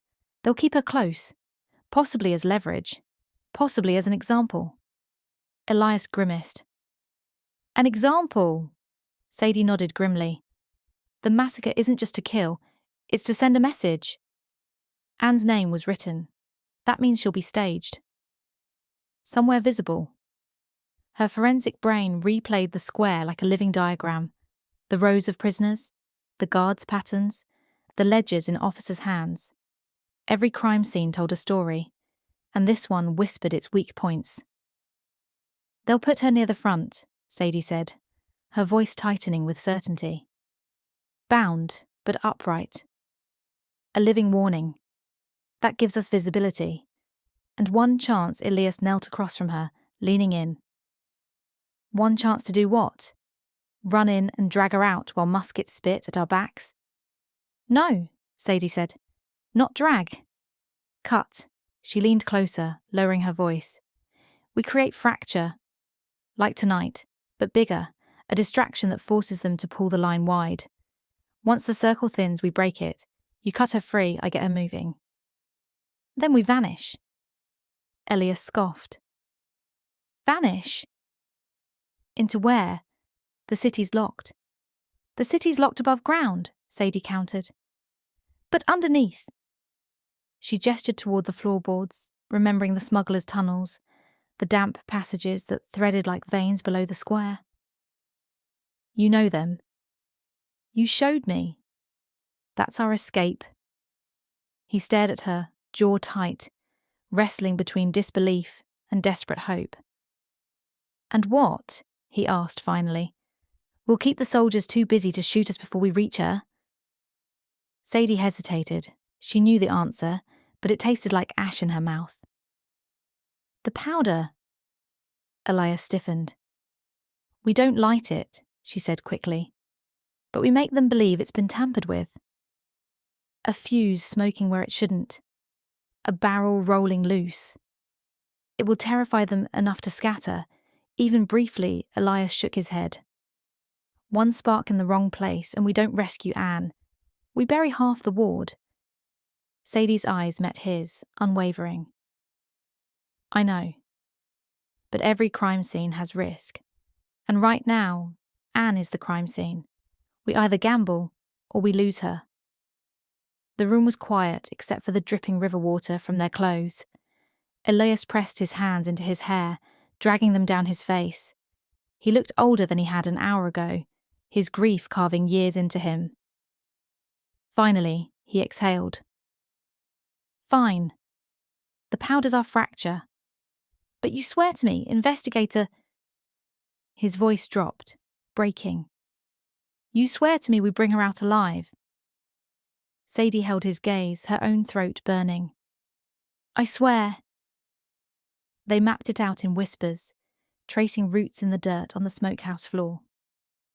Elias marked where the tunnels emerged. Sadie pinpointed the weakest guard posts. Anne would be visible, near the front.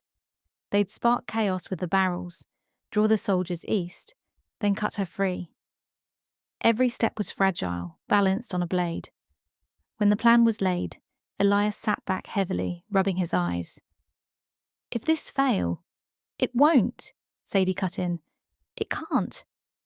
But alone in the silence, her forensic mind whispered what her heart wouldn't admit. Every rescue she'd ever studied ended in bodies. The river gurgled outside, black and merciless. The city lay above them, tightening its noose. And tomorrow, the square would burn. Chapter 15. The Square at Dawn. The city woke under a sky the colour of lead. Dawn bled pale light into the fog, and with it came the toll of bells. Slow, measured, funereal. Sadie crouched with Elias in the crumbling arch of an old tannery that overlooked the square. From their shadowed perch they could see everything. The soldiers forming ranks, the torches guttering low, the prisoners driven into tighter rows by the butt of muskets. The massacre hadn't yet begun, but it was rehearsing. Elias gripped the stone ledge so tightly his knuckles split open again. His whole body leaned forward, straining toward the square where his sister stood among the bound. Anne. She was propped upright at the front, her wrists tied cruelly tight, a rope around her waist, binding her to a post like livestock for market. Her lips moved faintly, whispering something Sadie couldn't hear, prayer or lines from her beloved books. Sadie's chest ached. She forced herself to look away, to focus on details, patterns, weaknesses. She counted. 20 soldiers in the ring, 10 more scattered in pairs along the street mouths. The watchers stood elevated on a wooden dais, their long coats dark against the fog, their faces pale with the calm of men who believed themselves untouchable. One of them, tall, silver-haired, stepped forward, unrolling a parchment. His voice carried across the square, smooth and cold. "These are the names marked by God and necessity. For the safety of this city, their lives must be offered." Sadie's stomach twisted, offered, as though families were coin. The crowd pressed at the edges, citizens forced to watch. Some wept, some stared blankly, some whispered prayers. But no one moved to stop it. Fear had already bound them tighter than rope. Elias's breath came ragged. "They've dressed it as sacrifice." A cleansing Sadie swallowed hard. "No, it's murder disguised as order." The watcher's voice rolled on, naming families one by one. With each name, soldiers shoved another prisoner forward. Children cried, mothers begged, The ring tightened. Sadie's forensic mind catalogued everything, the barrels of powder still hidden beneath, waiting. The fuse coiled, ready. The officer near the east, distracted as last night, his musket strap loose, the timing of the bell tolls masking movements. These were the fractures. This was the circle's weakness. She touched Elias's arm. It's almost time. He tore his gaze from Anne, meeting Sadie's eyes. His jaw was stone, but his eyes burned. You start the fracture. I'll cut her free. Sadie nodded, though her hands shook. She slipped the small candle stub from her pocket, their false spark. A bit of smoke in the wrong place would send the soldiers scrambling. Her voice was low, iron steady, despite her pounding heart. When the line breaks east, you move fast. Don't hesitate. I won't, Elias growled. The bell tolled again, echoing off the stone buildings like a death knell. The watcher raised his hand to silence the crowd. The first prisoner was dragged toward the dais. Sadie's pulse thundered. Her fingers struck the candle, coaxing a flame. She leaned down, pressing it to the end of a thin, tarred rag she'd placed earlier in the tunnel below. Smoke coiled upward, faint but sharp, curling like a serpent toward the square. The fracture was about to open. Elias's muscles coiled, every line of him ready to spring. His eyes never left Anne. The watcher's hand lifted higher, his mouth opening to give the order that would turn dawn into fire. Sadie blew gently, feeding the smoke higher, and the circle began to break. Chapter 16. Ashes in Motion. The smoke curled up through the cracks of the square like a serpent loosed from the earth. At first, no one noticed. One tendril of grey twisting between boots, faint as morning fog. Then a soldier coughed. Another bent, frowning, pointing at the black coil seeping near the eastern post. Smoke! Someone barked. The circle faltered. 2 soldiers broke formation, rushing to the hatch above the barrels. Their muskets clattered as they dropped them to pull at the wood. More voices rose, sharp with panic. Elias surged to his feet. Now! Sadie moved with him, her heart slamming against her ribs, her body already soaked in adrenaline. She saw it with the same clarity she used to reconstruct crime scenes, the widening fracture, the opening gap, the ripple of fear breaking symmetry. This is the moment. Elias darted from shadow, shoulders lowered, moving like a bull through mist. He hit the first soldier sideways, his hammering fist breaking bone, his iron hook flashing. The man fell, groaning. Anne! Elias roared, his voice tearing the square open. Sadie followed lower, swifter, weaving between crates, staying in the blind spots. Arrows hissed overhead, a musket cracked, the smoke deepened. Soldiers shouted contradictory orders. Seal the line, guard the powder, watch the east. Confusion spread faster than fire. Sadie reached the first row of prisoners, eyes scanning wildly until, there, Anne. Still bound to the post, her face pale with terror, her lips trembling around her brother's name. I've got you, Sadie gasped, dropping to her knees beside her. Her hands tore at the rope. Hold still. Elias crashed into the circle, tearing a soldier away with a roar. His fists were red now, whether from blood or firelight Sadie couldn't tell. He cut through men like iron through green wood, his whole body nothing but fury and desperate love. The rope burned Sadie's fingers, but it loosened. She wrenched, twisted, then it gave. Anne sagged into her arms, sobbing, wrists raw. Stand, Sadie urged, heaving her upright. We have to move. But then, the sound.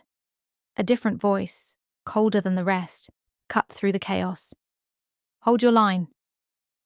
Sadie's stomach dropped. The silver-haired watcher stepped forward onto the dais, utterly calm, utterly still. His coat was spotless, his face pale in the dawn light. His eyes swept the square once, and the soldiers froze. Fear is smoke, he said, evenly. See through it." And just like that, the line steadied. Muskets lifted as one, barrels trained on the chaos. Elias reached them, blood streaming from his brow, his chest heaving. He grabbed Anne, shielding her against him. Sadie pressed close. The three of them huddled at the circle's edge. "We run now," Elias snarled. But the muskets were already aimed. Sadie's forensic brain counted in a flash, the time it took to fire, to reload, to break rank. 3 seconds, maybe 4, not enough. Unless, her eyes darted back to the smoke still curling from the hatch. The fuse she'd planted wasn't burning, but no one else knew that. "Elias," she hissed, gripping his arm. "The powder. Make them believe it's lit." His eyes widened, then hardened. He shoved Anne into Sadie's arms, turned, and bellowed with all the force in his lungs. "Fire in the barrels!" Panic detonated. Soldiers broke rank, stumbling back from the hatch. Muskets dipped. One man screamed, convinced the ground itself was about to rip open. It was all they needed. Elias wrenched the rope from Anne's waist, swinging it like a whip, cracking it across a soldier's face. Sadie dragged Anne through the gap, Elias shoving them forward, all three of them plunging toward the alley. The square erupted into chaos, smoke, shouting, scattered muskets. But behind them, the watcher's calm voice rose again, cutting through terror like a knife. "Find them!" Alive. Chapter 17. The city's throat. The alleys swallowed them whole. Sadie half-dragged Anne, Elias driving them forward with blood in his eyes. The cobblestones beneath their feet were slick with the night's rain, lanterns above swinging wild as soldiers flooded the streets. "East!" Elias barked, shoving them down a narrower lane. His voice was hoarse but steady, the voice of a man who'd fought in backstreets all his life. Behind them came the thunder of boots, sharper now, disciplined. Not panicked soldiers this time, pursuers, hunters. Sadie's heart slammed. Every sound was amplified, her breath ragged in her chest. Anne's muffled sobs, the metallic rasp of muskets being readied. "Faster!" Sadie hissed, though Anne stumbled, her wrists raw, her legs weak. They turned a corner and froze. 2 soldiers blocked the end of the lane, muskets raised. Elias didn't hesitate. He hurled himself forward with a roar, catching the first man before his finger reached the trigger. They went down hard, cracking against the stone. Elias's iron hook flashed, the soldier screaming. The second man swung his musket like a club toward Elias's head. Sadie lunged, grabbing a loose cobblestone, slamming it with every ounce of desperate strength. The soldier staggered, stunned, and Elias finished him with a vicious blow. "Go!" Elias snarled, hauling them over the fallen bodies. "They're hurting us! Don't stop!" Sadie's forensic mind pieced it together even through the panic. The soldiers weren't cutting them down with musket fire. They were driving them, narrowing their path like cattle into a chute. "They want us alive," she gasped. Elias spat blood. "Then let's make them choke on us." They burst into a wider street where torches flared bright. Shadows loomed, 6 soldiers fanning out. Behind them, the silver-haired watcher stepped into the glow, calm as ever, his coat unmarked by the chaos. "There," he said simply, his voice carrying like a bell. The soldiers advanced. Elias grabbed Sadie's arm, shoving Anne into her. "Left!" They darted into another alley, narrower, twisting. The city pressed closer, walls leaning inward like jaws. Sadie's lungs burned. Her vision blurred, but her mind wouldn't stop. Footfalls behind. 6 pursuers. Their formations too clean. They've done this before. They're trained to corral. The alley forked. Elias yanked them right, barreling through to market stall. Apples and onions spilled into the street, rolling under boots. The merchant shrieked. Soldiers cursed. One man slipped hard, buying them seconds. "Toward the tannery," Elias gasped. "There's a culvert." Behind us! Anne cried, her voice sharp with terror. Sadie risked a glance. More soldiers spilled from the far end, cutting off retreat. The ring was closing. Up! Sadie shouted, pointing at the ladder bolted to the wall. Climb! Elias shoved Anne upward first, his body shielding her as musket fire cracked, splintering wood inches from them. Sadie scrambled after, her hands raw, her dress snagging. They hauled themselves onto the low rooftop, running bent double across shingles slick with moss. Below, torches followed, boots pounding. Arrows hissed upward, one slamming into the wood beside Sadie's hand. She yanked free, lungs screaming. Ahead, the roof dipped to a gap.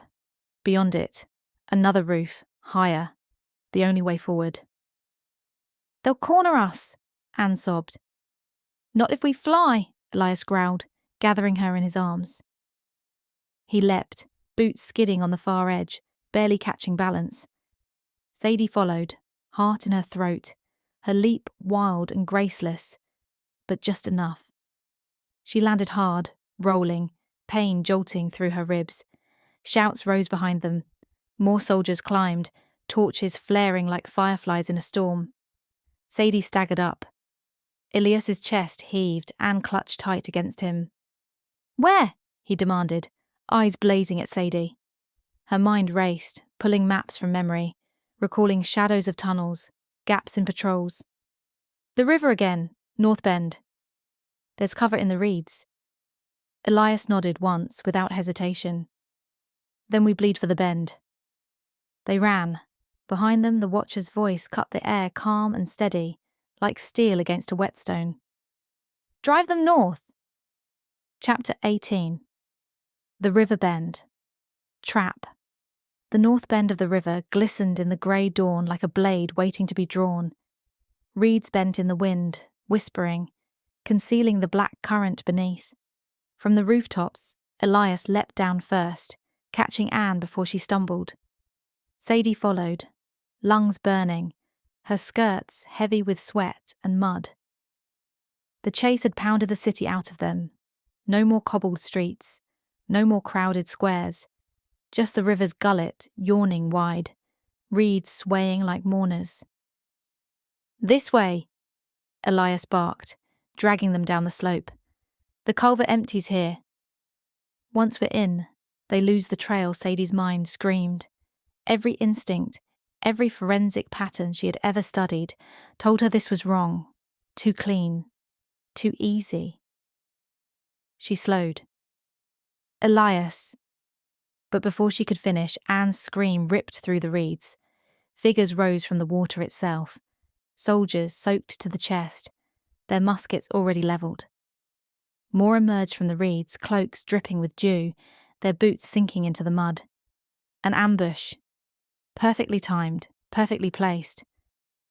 Elias froze, eyes wide with rage. No! His voice cracked, guttural. No, not here. Sadie's stomach turned to ice. They hadn't been outrunning their hunters. They had been driven, herded like quarry into the bend. From the far bank, a figure stepped forward. The silver-haired watcher, immaculate despite the mud and mist, his coat gleaming dark in the light. He raised a hand, and the soldiers stilled. You've run enough, he said, voice smooth, unhurried. The city belongs to order, and order always catches what chaos tries to steal. Anne pressed into Elias's chest, trembling. Elias shifted, ready to throw himself between her and every musket if it came to it. His fists clenched until blood slicked his knuckles again. Sadie's mind, even through terror, catalogued the scene. 20 soldiers, muskets primed, reeds too thick to see where the river opened. No chance to fight, no chance to flee. Yet one thing caught her eye, the mud at the soldiers' boots, the current beneath them, restless, tugging harder. The river here was swollen, fast, ready to swallow anyone who slipped too far from the bank. Her thoughts sparked. The water is their weakness. The watcher's gaze flicked to her, steady and knowing. You especially, woman.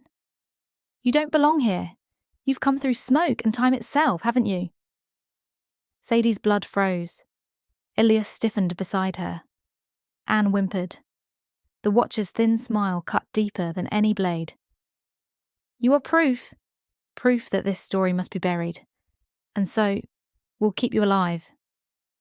To make certain your silence stays ours, Sadie's heart pounded. Alive. He didn't want death, he wanted control. Boots squelched closer, muskets levelled. Elias lowered his head like a bull about to charge. Sadie, take Anne and run. But Sadie shook her head, eyes darting to the river. No, we use the bend. The watcher lifted his hand. Soldiers tightened the circle. And Elias's roar split the reeds as he hurled himself forward, the river's current already raging at their feet. Chapter 19. The Anatomy of a Trap. The circle closes. 20 soldiers, 24 muskets, the silver-haired watcher at the far bank, his hand raised like a judge ready to sentence. Elias crouched like a bull about to gore itself bloody against spears. Anne trembling against me, wrists rubbed raw, eyes wide and wet. My mind splits the scene into pieces. That's how I survive. That's how I've always survived. Step 1. Establish the scene. Location: north bend of the river. Muddy, unstable banks. Current swollen and fast. Threats: soldiers above, soldiers below. Muskets at medium range. Witnesses: the watcher, calm, confident, certain of the net. Elias, rage-blind, desperate. Anne, weak, terrified. Me, an anomaly they don't yet understand. Step 2. Identify the fracture. No line is perfect. Soldiers stand chest-deep in water, their footing compromised. Muskets primed, but black powder hates damp. Fog thick enough to obscure aim. The river is no ally, but it doesn't choose sides. It takes anyone who miscalculates. Step 3. Weigh survival versus evidence. The ledger is gone. The proof sits in the watcher's hands. But Anne isn't evidence. She's flesh, breathing, terrified. If we lose her, Elias breaks. If Elias breaks, we lose the one man who knows this city's veins beneath its skin. So evidence waits. Flesh comes first. Step 4. Calculate the gamble. Options: fight the circle. Probability of survival: near zero. Elias will fall first. Flee upriver, too open. Muskets win. The river: probability: low, but chaos favours the desperate. The current can do what we can't: scatter the line. The watcher doesn't fear bullets or fists. He fears losing control of the story. If we turn his perfect trap into chaos, even if it swallows us, we deny him his order. Step 5. Decision. The water. Always the water. I tighten my grip on Anne. She looks at me like I can conjure safety from smoke. Elias is already roaring forward, hook raised. He's strong, but rage doesn't save. It only buys seconds. I don't have seconds. I have now. Step 6. Act. I lean into Anne's ear, whispering hard and sharp. When I push, don't fight me. We go into the water. Her eyes flare wide with horror. No. Yes. My voice cracks, but it's iron. It's the only way. Boots squelch closer. Muskets glint. The watcher lowers his hand, about to give the order. I inhale smoke, fog, and fear. And I see it all as though it's already evidence in my report. The crime scene isn't written yet, but it will be. It will be. Because I'm going to survive this. And when I do, I'll make damn sure the world knows what really happened here. I shove Anne toward the river's mouth, and Elias's roar tears the trap wide open. Chapter 20. The River of Teeth. The first step into the current stole Anne's scream. Sadie shoved her hard, dragging her waist-deep into the water, icy blackness clawing at their legs. The current bit instantly, pulling like hands determined to drown them. Behind them, the square of soldiers shattered. Elias roared into their line, iron hook cleaving one man down, his fists breaking another's nose in a spray of red. Muskets lifted, but the panic of smoke and shifting mud turned aim to chaos. A shot cracked. Wood splintered. Anne's shriek tore Sadie's ear. The bullet missed, but the warning was clear. Seconds, no more. "Down!" Sadie hissed. She grabbed Anne by the back of her cloak and plunged, the river sucking them under. Water surged up Sadie's nose, burning her throat, but she forced them forward, her arms locking tight around Anne. Above, Elias fought like a man damning fate itself. He tore one musket free, slamming it into the jaw of its wielder. Blood sprayed his face, his eyes wild. "Go!" he bellowed at Sadie, voice strangled with fury. "I'll hold them." Sadie's chest burned, lungs screaming, but she kicked harder, dragging Anne toward the bend's deeper current. She broke the surface long enough to gasp air, and saw hell. Elias in the reeds, 5 soldiers swarming him. His hook rose, fell, rose again. A bayonet tore his shoulder. He barely flinched. The watcher stood untouched on the far bank, silver hair gleaming like steel. He didn't shout. He didn't fight. He only watched, his pale eyes locked on Sadie, as if the river were merely a script unfolding exactly as he'd written it. Sadie spat water, rage spiking. "You won't own this scene. You won't." The current yanked her under again, spinning her. She slammed against a submerged rock, pain bursting through her ribs. Anne flailed, choking, her nails raking Sadie's arm. Sadie wrapped her tighter, fighting upward, bursting back into air. "Breathe!" she screamed. "Kick!" Arrows hissed into the water around them. Soldiers at the bank fired blind, the reeds hissing with shafts. One thudded into the river inches from Sadie's face. Elias's roar carried, raw and broken. "Sadie, go!" She forced herself not to look back again. To look was to freeze. To freeze was to die. She shoved Anne further into the current, letting the river drag them faster, harder, away from the bank. The water twisted, sucking them into a whirl, reeds slapping their faces. For a breathless moment, Sadie thought they'd made it, until the current spun her sideways and she saw a new shape in the reeds ahead. A soldier, waiting. Musket soaked, but his knife gleamed sharp. He smiled when he saw her. Sadie's stomach turned to ice. The trap didn't end at the bank. It ran deeper. Chapter 21. Teeth in the water. The soldier came out of the reeds like a shadow pulled from the river's throat, water pouring off his coat, knife glinting cold in the grey light. Sadie's arms locked tighter around Anne. The current shoved them straight toward him, too fast to stop. The soldier lunged. Sadie twisted, shoving Anne down and away as the blade slashed. Water surged between them, the knife missing her throat by inches. She kicked hard, her heel smashing into the soldier's shin. He grunted, but his grip was iron. He caught her by the hair, yanking her head back, knife raised. Her mind catalogued everything in the split second before the blade fell. His wrist bent inward, overextended.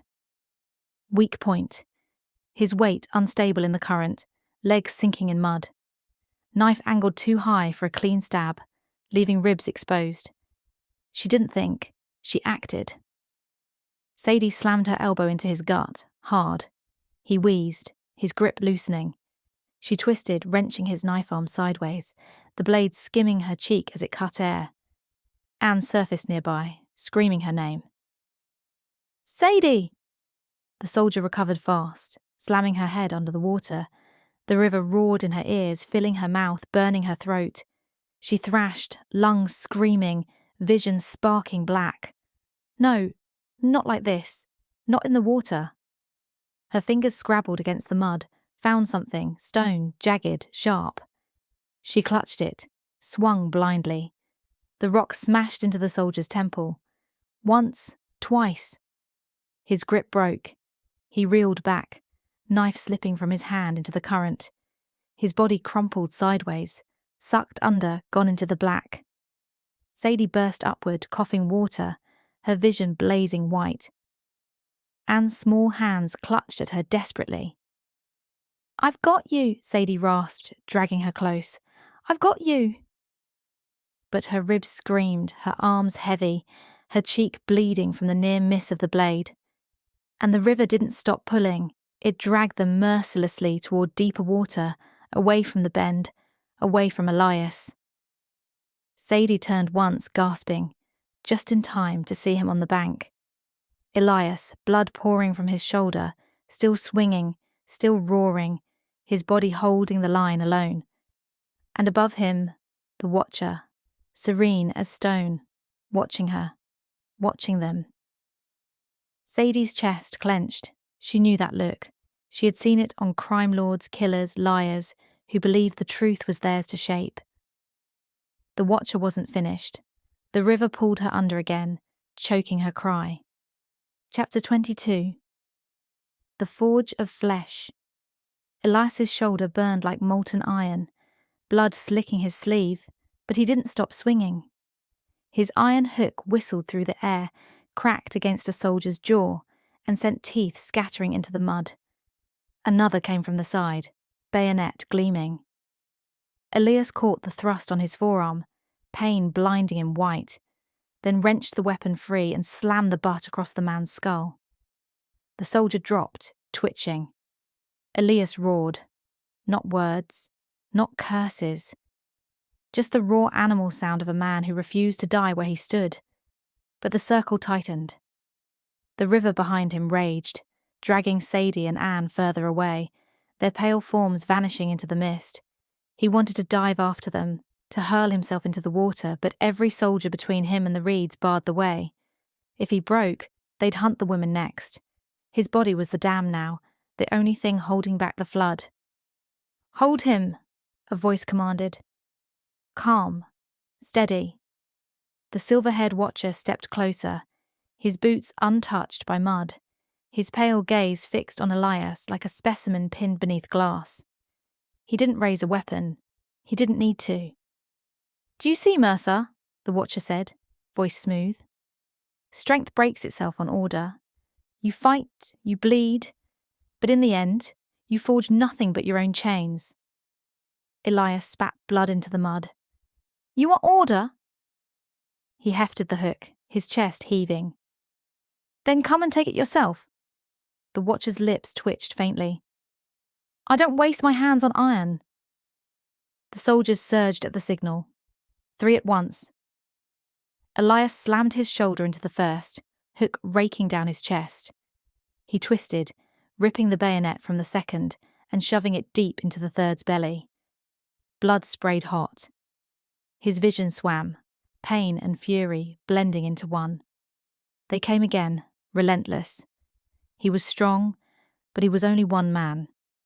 Every swing slowed, every breath rasped harder. The watcher never flinched. He only studied, patient, as if waiting for the precise moment when Elias's body would fail. And fail it did. A musket butt crashed into the back of his skull. Elias staggered, dropping to one knee. A boot slammed into his chest, driving him into the mud. His hook slipped from his grip, spinning uselessly into the reeds. Soldiers pressed in, weapons levelled at his throat. Elias lifted his head, vision blurred with blood. He thought of Anne's laughter, of her ink-stained fingers, of Sadie's eyes burning in the river mist. And he swore to himself, if he was going to fall, he'd fall as iron, never bent, never broken. "Chain him," the watcher said softly. Cold shackles bit into Elias's wrists. The world swam, but his fury didn't dim, because somewhere in the fog, Sadie still lived. And she carried the truth. Chapter 23, The River's Mouth. The current hurled them like driftwood. Sadie clung to Anne with every shred of strength left in her body, arms locked even as the river slammed them against reeds and hidden rocks. Water tore at her ears, her lungs burned fire, her vision dimmed. But then, mud. Her knees struck the riverbed. shallow at last. She forced her head above the surface, gasping, dragging Anne with her. They collapsed into the shallows, coughing, spitting, retching, until their lungs remembered air. For a long moment, neither could move. The river hissed behind them, dark and merciless, as though mocking what it had spared. Anne sobbed, raw and broken. "Elias! Where's Elias?" Sadie staggered onto hands and knees, her body trembling with exhaustion. She turned, scanning the water. Only black current and mist. No shadow rising, no roar of defiance. Her stomach dropped. He didn't come through. Anne pushed up, panic in her wide eyes. "No! He was behind us. He had to." Sadie gripped her shoulders, steadying her, though her own hands shook. "Listen to me. If he's not here, then they have him." Anne's face crumpled. No, they'll kill him." "No," Sadie said fiercely, though dread clawed at her chest. "If the Watchers wanted him dead, he'd already be a corpse in the river. They'll keep him, for leverage, for..." Something her forensic mind wouldn't stop analysing, even through fear. Elias had drawn too much attention, too strong to waste as a body. The Watchers needed symbols. A blacksmith in chains was more useful alive. If they had him, they would guard him, but not kill him. Not yet. Sadie's throat burned with guilt. She should have fought harder, should have stayed. But the truth pressed heavy. She had chosen Anne, chosen survival. And now Elias was paying for it. Anne clutched her arm, sobbing. "We have to go back." "We can't," Sadie snapped, sharper than she meant. She softened her voice, though the words still came iron. "We can't, not now. We'd be caught before we reached the square. We have to live first. Then we get him back." Anne's sobs quieted to shaking breaths, her eyes hollow. Sadie helped her up, their clothes heavy with river muck. The shore was unfamiliar. Crooked trees, marsh grass bending in the grey wind. The city loomed distant, its spires swallowed in fog. For the first time since stepping into 1821, Sadie felt the full weight of being cut loose. No allies, no plan. Elias gone. But her forensic training whispered the truth. Every scene leaves evidence. Every trap leaves cracks. If Elias was alive, there would be a way to find him. Sadie clenched her jaw, gripping Anne's hand. "We don't stop. Not until we know where they've taken him." She turned her back to the river, though her heart still ached for the roar of his voice. The water hissed behind them like laughter. Chapter 24. The Map of Ashes. They moved through the marsh grass, dripping, shivering, every step sucking mud. The city loomed grey and blurred in the distance, its spires like teeth rising from fog. Anne clung to Sadie's arm, stumbling. "We'll never find him." They haven't," Sadie cut in. Her voice was raw, but iron underneath. "Not yet." "How do you know?" Anne demanded, her voice cracking. Sadie stopped, gripping her shoulders. She looked Anne straight in the eyes. "Because I've seen this before. Not here, not now. But 200 years from now, I read about it. I studied it. They didn't just kill. They displayed. They made examples. That's how the Watchers worked." Anne blinked, pale, lips trembling. "How can you—" "Because I'm not from here," Sadie snapped, sharper than she meant. The truth hung between them now, undeniable. "I was born in 2025. I've walked the archives, read the reports. The massacre was always written like an accident, like fire took the city clean. But I know better. I've seen what they erased." Anne's breath hitched, but she didn't argue. She only stared at Sadie as if she were both mad and holy. Sadie let her go, pacing a tight circle in the reeds, her mind racing. "Listen, what I remember from my research, survivors' whispers, fragments of diaries, There was mention of prisoners chained beneath the armory, a place by the east wall where the city stored its powder and weapons. The bodies, some were found there after the fire, not burned, bound, and swallowed hard. You think Elias? Yes, Sadie said. If they want him alive, that's where he'll be.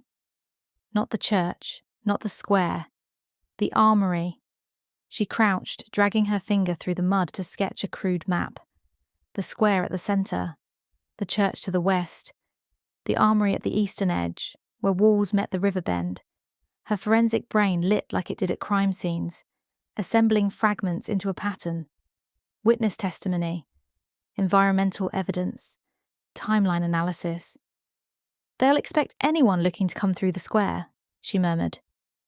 But the armory, it had a drainage channel. Old blueprints noted it. By 2025, it was bricked shut. But here, now, it'll still be open. Anne frowned. How can you know that? Sadie's lips pressed tight. Because in my time, I saw the bricks. I remember wondering why they looked rushed, like someone sealed them in a panic. Now I know why Anne's eyes widened. Because someone tried to get out through it. Sadie nodded grimly. And failed. The silence that followed was heavy. The reeds hissed in the wind. The city bells tolled faint in the distance. Sadie clenched her fists. Not this time. We won't fail. She looked at Anne, softer now. You can stay hidden. Find shelter. If I go alone. No, Anne said quickly, surprising herself. Her voice shook, but held. He's my brother. I'll go. Sadie's throat tightened. She nodded once. Then she stood, brushing mud from her knees, her eyes fixed on the spires through the fog. Her chest burned, not just with grief, but with the hard, cold clarity of an investigator building a case. The watchers thought they held the truth in chains, but she had studied this crime 2 centuries later, and this time she wasn't just cataloguing bones, she was rewriting the evidence as it happened. Chapter 25. Tools of the Living. The city shifted with dawn into an unnatural silence. The bells no longer tolled, and the air tasted of ash, though no fire had yet touched the streets. Sadie and Anne crept from the marsh into the outskirts, keeping low, keeping to shadows. The plan was clear in Sadie's mind. Get inside the armory, reach the drainage channel, and find Elias before the watchers staged their next display. But she knew going in blind was death. Preparation first. Always preparation. They found a ruin of a cooper's shed on the edge of the ward, boards half collapsed, the stench of damp wood clinging. It gave cover enough. Sadie crouched inside, scanning her surroundings with a crime scene eye. What could be used? What could be bent into something useful? Inventory. Rusted nails. A broken saw blade. Burlap sacks gnawed by rats. A coil of half-rotted rope. Anne's face twisted in despair. None of this will help. Sadie shook her head. Everything helps, if you know how to use it. She snapped the saw blade free, testing its teeth. Jagged, sharp enough. She tied it to a strip of burlap, making a crude handle. A knife. Ugly, but it'll cut rope. Anne watched, wide-eyed, as Sadie wove the rope around her wrist, tying it into a loop. What's that for? A garrote, if we need silence. Or a tether, if the river pulls again. Sadie's voice was flat, clinical, her mind already 2 steps ahead. She turned the sacks inside out, tearing strips, disguises, ash and dirt on our faces, sackcloth hoods. In the dark, it will be enough to look like shadows, not fugitives. Anne's breath quickened. You talk like you've done this before. Sadie paused, hands stilling on the burlap. Then, softly, I haven't. But I've studied people who did. Every case I ever worked, I tried to crawl inside their heads. Killers, thieves, survivors. This is what desperation looks like. I just never thought I'd be the one living it." The silence that followed was heavy, broken only by the creak of wind through the shed boards. Finally, Anne whispered, "Do you think he's still alive?" Sadie forced herself to meet her eyes. "Yes, because if he isn't, we're already dead too. We just haven't fallen yet." They waited until the streets shifted, when soldiers rotated posts, when the rhythm of boots changed. Sadie noted the timing. Every quarter hour, a sweep. That was their window. She rubbed ash from the cooper's hearth into their clothes and faces, smearing colour into shadow. Anne coughed at the grit, but her pale features dulled into anonymity. Sadie pulled the sackcloth hood low over her own hair, then studied Anne with a clinical eye. "Good," she murmured. "You look like the city swallowed you." Anne flinched. "I feel like it." Sadie's jaw clenched. She tied the saw blade knife at her hip, coiled the rope across her chest, and breathed deep. Every detail mattered. Every preparation meant another second to live. She looked once more through a crack in the boards toward the east wall, where the armory crouched in the mist like a waiting beast. Her forensic instincts whispered, "This is the scene. Every step from here is evidence written in blood or ash. Document it. Survive it." Sadie took Anne's hand, squeezing once. "We're ready. Tonight, we move." Chapter 26. Shadows in the streets. The city's streets twisted like veins, each one pulsing with the watcher's presence. Torches burned low in iron brackets. Patrols marched in staggered rotations, boots striking stone in harsh rhythm. Sadie pulled the burlap hood low, the ash smeared across her cheeks, turning her into something half unseen, half forgotten. Beside her, Anne walked stiffly, her face pale beneath the soot. "Head down," Sadie whispered. "If they can't meet your eyes, they won't see you." Anne nodded, but her trembling betrayed her. Sadie gripped her hand briefly, squeezing hard, grounding her. They moved with the flow of the city. Not against it, not faster, not slower, just another pair of shadows crossing under the lanterns. Sadie's mind ticked like clockwork, cataloguing every detail. Patrols rotated every 15 minutes. Torches sputtered more on the west side, leaving blind spots. Civilians, few left, hugged walls, eyes hollow, movements subdued. The watchers thrived on fear, and fear was the cloak Sadie needed now. A patrol turned the corner ahead. 6 men, muskets slung, eyes sweeping. Sadie tugged Anne into step, keeping pace with a group of washerwomen dragging baskets. She lowered her head, shoulders hunched, matching their rhythm. One soldier's gaze lingered. Sadie's stomach tightened. Too long. He's looking for cracks. She shifted slightly, letting the hood shadow her face deeper, mimicking the washerwoman's limp in front of her. The soldier's eyes moved on. Her lungs ached from holding her breath until the patrol passed. Anne exhaled sharply, almost a sob. Sadie nudged her, whispering, "Control it. The city smells weakness." They crossed the market square, now abandoned. Stalls overturned, goods trampled into mud. The air smelled of rot and smoke. Sadie froze, pulling Anne into shadow. At the far end, 2 watchers, not soldiers, stood with their pale coats gleaming. They spoke softly, their voices calm as sermons, while a soldier beat a man in the dirt. "Order requires sacrifice," one murmured. "This is what happens when lies defy order." The man screamed, then went silent. The watchers didn't look down. Anne's nails dug into Sadie's arm. Sadie forced her still, whispering, "Don't watch them. Watch the exits." Because that was what mattered. Exits, always exits. She noted the alley to the left, the drain arch beneath a broken cart, the ladder bolted crooked on a wall. Every option mattered if the net closed. They moved again, quieter now, the city pressing down heavier. At last, the east wall loomed ahead, stone rising pale in the mist. The armory squatted at its base, a hulking shadow with narrow windows barred like teeth. Anne whispered, voice raw. "How do we get in?" Sadie's jaw tightened. "Through the drainage channel. It should be just beyond the north corner, if my memory's right." "And if it's not?" Anne asked. Sadie's eyes burned, fixed on the wall. "Then we make it right." The words rang harder than she meant, but there was no space left for doubt. They slipped closer, keeping to shadows, every step dragging them deeper into the lion's mouth. Chapter 27. The Throat of Stone. The armory loomed above them, its walls slick with damp, torches burning in brackets that spat light into the mist.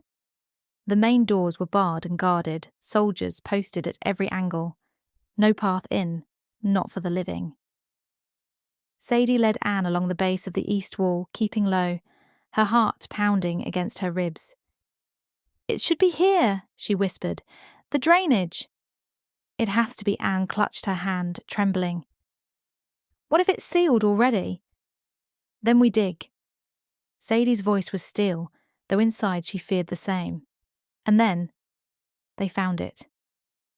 Half hidden beneath weeds and rubble, a stone arch yawned low and black against the wall, iron bars slick with rust crisscrossing its mouth. Water seeped sluggishly through, dark and foul. Sadie crouched, brushing mud aside, her fingers tracing the metal. The bars were corroded, eaten thin by damp. "Weak," she whispered. "Good." Elias would have torn them free with one pull. But Elias wasn't here. Sadie braced her boots against the stone, gripped hard, and wrenched. The first bar groaned. The second snapped. Her arms shook, her ribs screaming from the river's bruise, but she didn't stop. Anne helped, pulling with all her slight strength until one side of the grate collapsed inward with a screech. Both women froze, breath caught, waiting for a shout from above. Silence. Only the drip of water. "Inside," Sadie ordered. Anne hesitated, eyes wide at the stench. It's like a grave." Sadie met her gaze. "Then we crawl through it to save him." She ducked first, water soaking her knees as the tunnel swallowed her.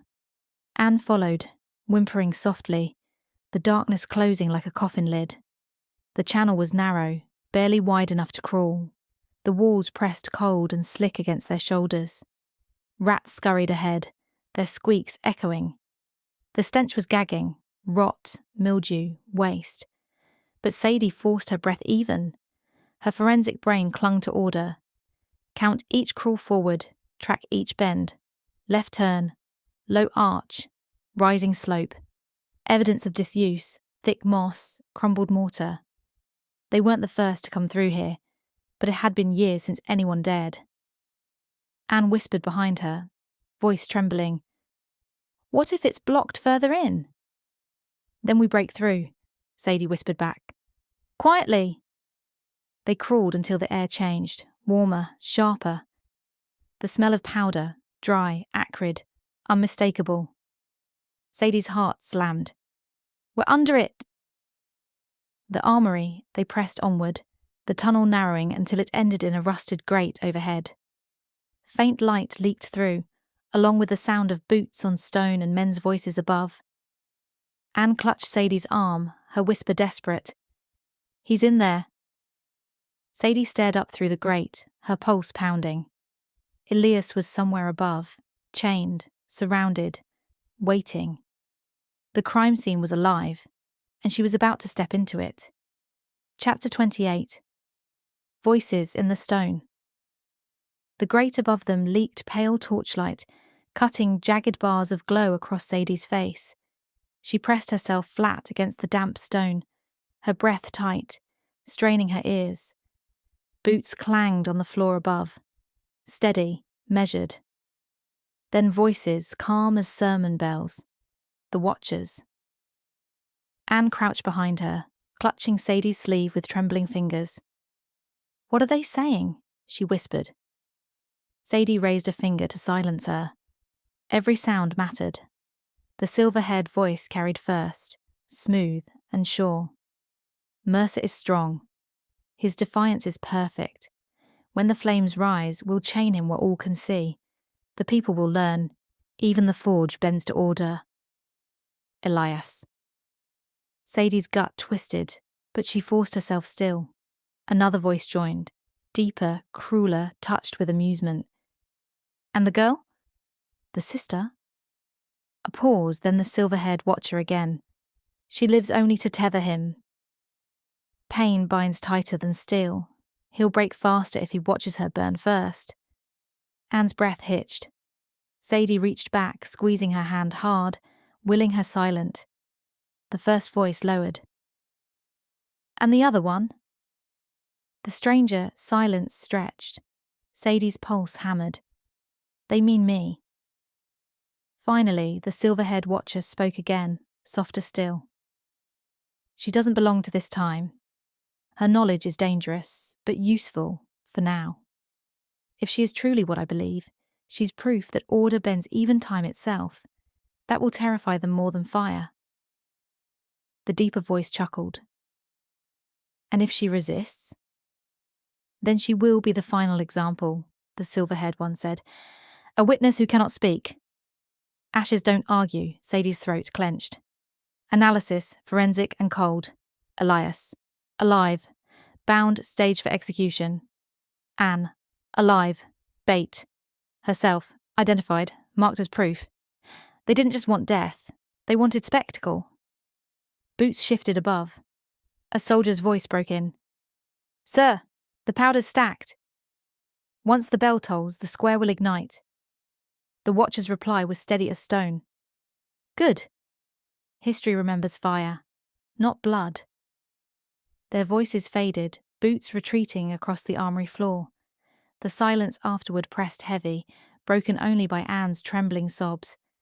Sadie's hands were fists against the stone, her nails digging into her palms. She forced herself to breathe, to think, to turn fury into order. They'll put him on display, she whispered, her voice a rasp. Tonight. When the fire starts, Anne's voice cracked. Then we have no time. Sadie turned her face toward the grate, her eyes burning in the thin torchlight. No, she said. We have exactly enough.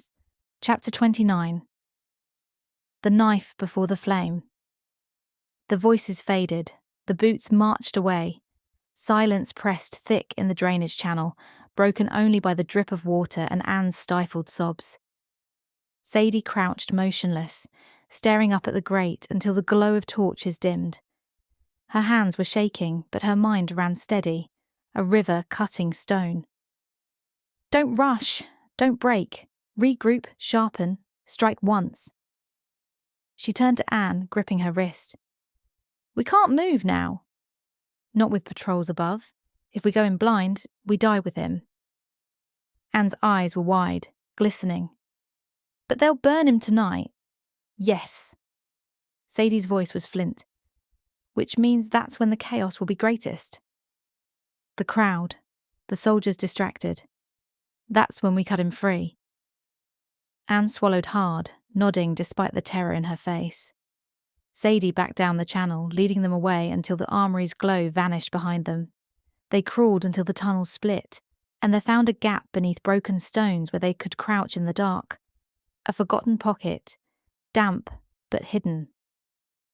Sadie sat back, forcing her breath calm, reviewing every detail like evidence on a board. Known facts. Elias chained for public execution. Anne marked to burn. Watchers control the narrative through spectacle. Powder prepared, square rigged to ignite. Drainage access beneath the armory still open. Unknowns. Exact location of Elias's chains. Guard rotation during the execution. Timing of the ignition. She whispered aloud, as if reciting to herself. We don't fight the fire. We use it. We don't fight the circle. We fracture it. In the chaos, we take him. Anne hugged her knees, listening, silent now. Sadie studied her, noting the hollow cheeks, the bruises at her wrists. The girl had lived a life under shadow, and yet here she was, still breathing, still clutching at hope with torn fingers. "You're stronger than you think," Sadie murmured. Anne gave a weak, bitter laugh. "I don't feel it." "None of us do," Sadie said softly. "Not until after." She reached into her cloak, pulling free the crude tools she'd scavenged, the jagged saw blade tied to cloth, the rope coiled tight. Primitive, desperate, but weapons all the same. She handed the rope to Anne. "If we're separated, this keeps us tethered. You hold, no matter what, and clutched it like a lifeline." Sadie leaned her head back against the cold stone, closing her eyes for a breath. In her mind, she pictured the massacre as she'd studied it in 2025. Sketches, scraps of diaries, lies written as history.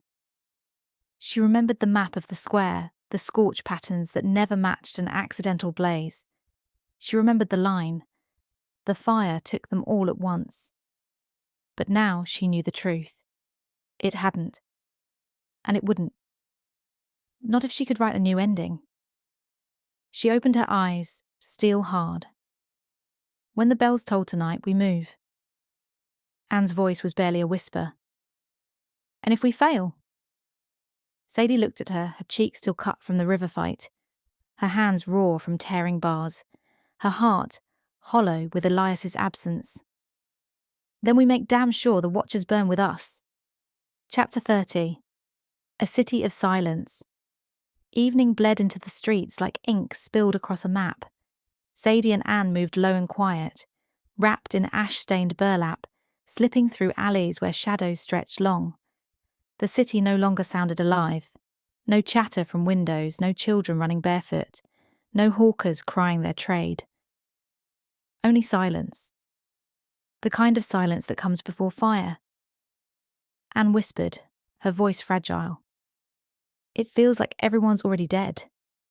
Sadie's eyes swept the shuttered windows, the empty doorways. "They're not dead. They're waiting. The Watchers make them watch so they can write fear into their bones." Every forensic instinct Sadie had sharpened itself on the city's unease.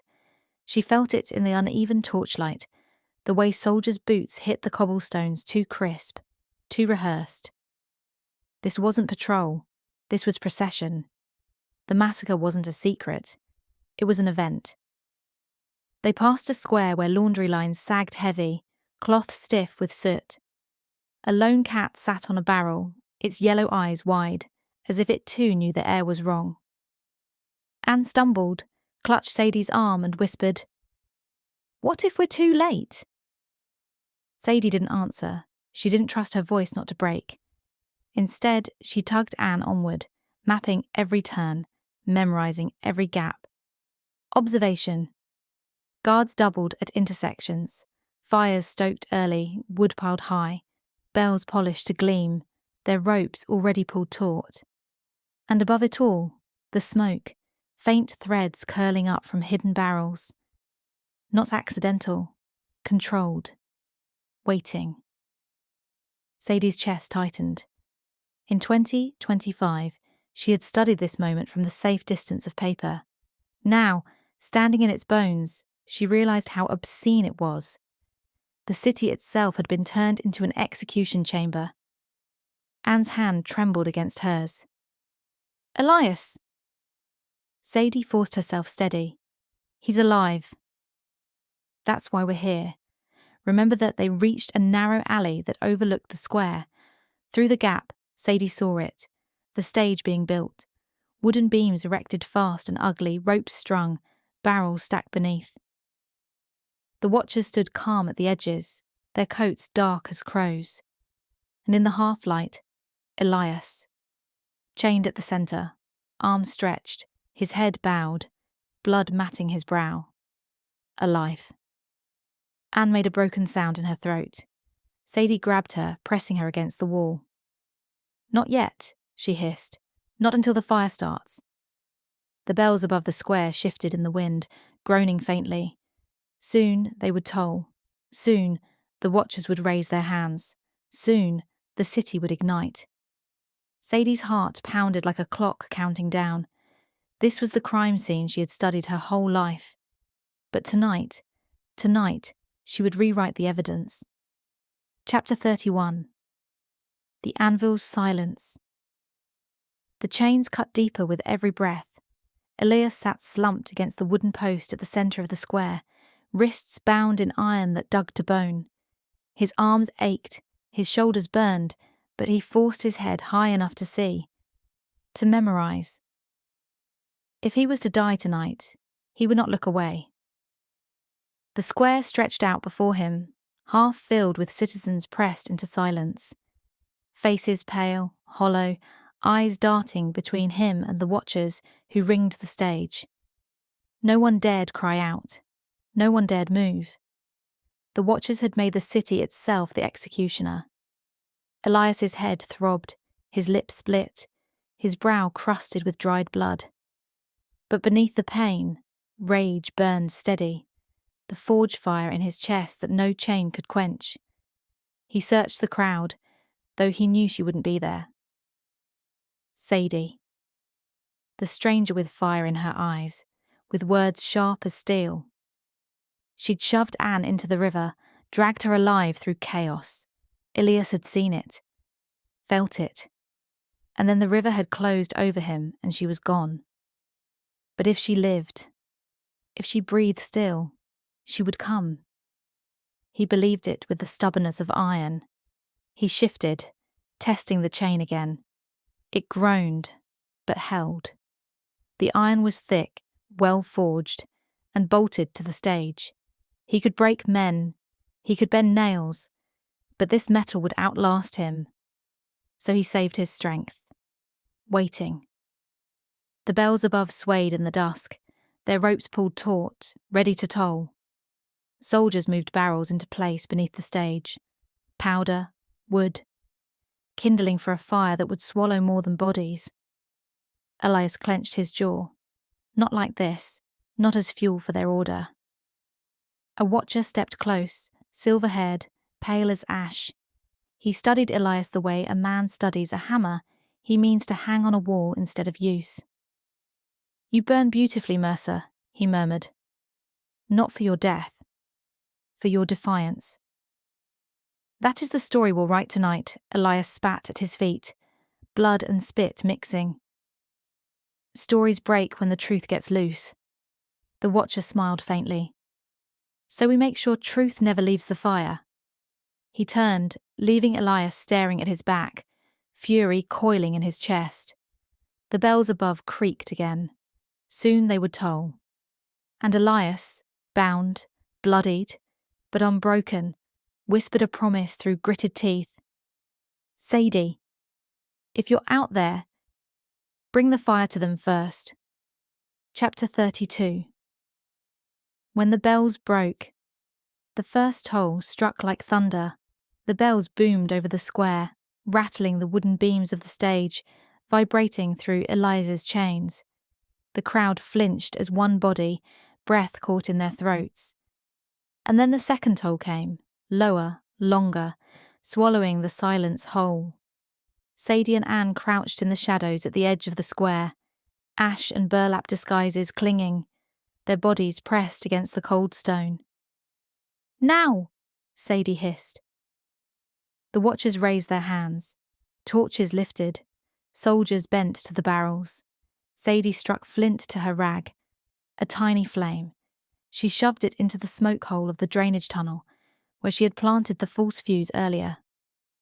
At once, smoke curled upward through the cracks in the square, thick, dark, curling around boots.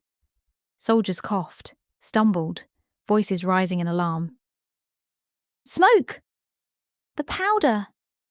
The circle fractured. Elias lifted his head, eyes blazing as he saw the line buckle. He bared his teeth in a grin that was half blood, half defiance. Sadie surged forward, dragging Anne with her, weaving through the chaos. Soldiers shouted, the crowd screamed, barrels rolled loose in panic. "Anne, stay close!" Sadie barked. They broke through the first row of confusion just as Elias strained against his chains, his chest heaving, his eyes wild. "Sadie!" he roared.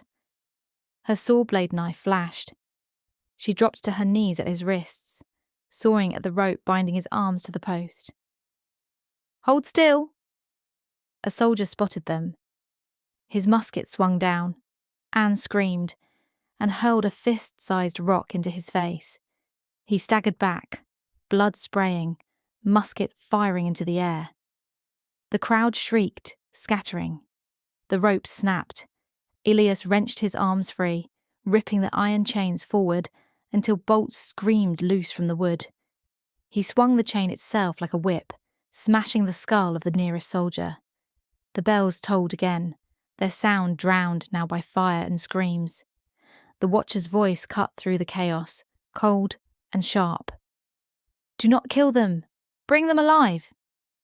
Elias caught Sadie's arm, hauling her and Anne upright. "The tunnel!" Sadie shouted, pointing back to the drainage arch. But the soldiers were closing, ring reforming. The barrels beneath the stage smoked, sparks dancing at their fuses. Panic screamed through the square. Sadie's forensic brain burned one truth. Seconds, no more. Elias's grip was iron on her shoulder. Anne clung to her side. The world tilted with smoke and fire. And as the bells tolled the fourth time, the first barrel caught. Chapter 33. Into the smoke. The barrel blew. Fire roared up through the square in a column of heat and smoke, splintering wood, shattering order. The crowd shrieked, bodies stampeding in blind terror. Soldiers staggered, torn between their lines and the inferno ripping through their stage. Elias wrapped one arm around Anne, his other gripping Sadie's shoulder, shoving them forward. "Move!" The smoke clawed at their lungs, hot and choking. Sparks fell like burning rain. Sadie's forensic mind catalogued the scene even as she stumbled. Stage compromised, visibility low, chaos fracturing control. Their chance.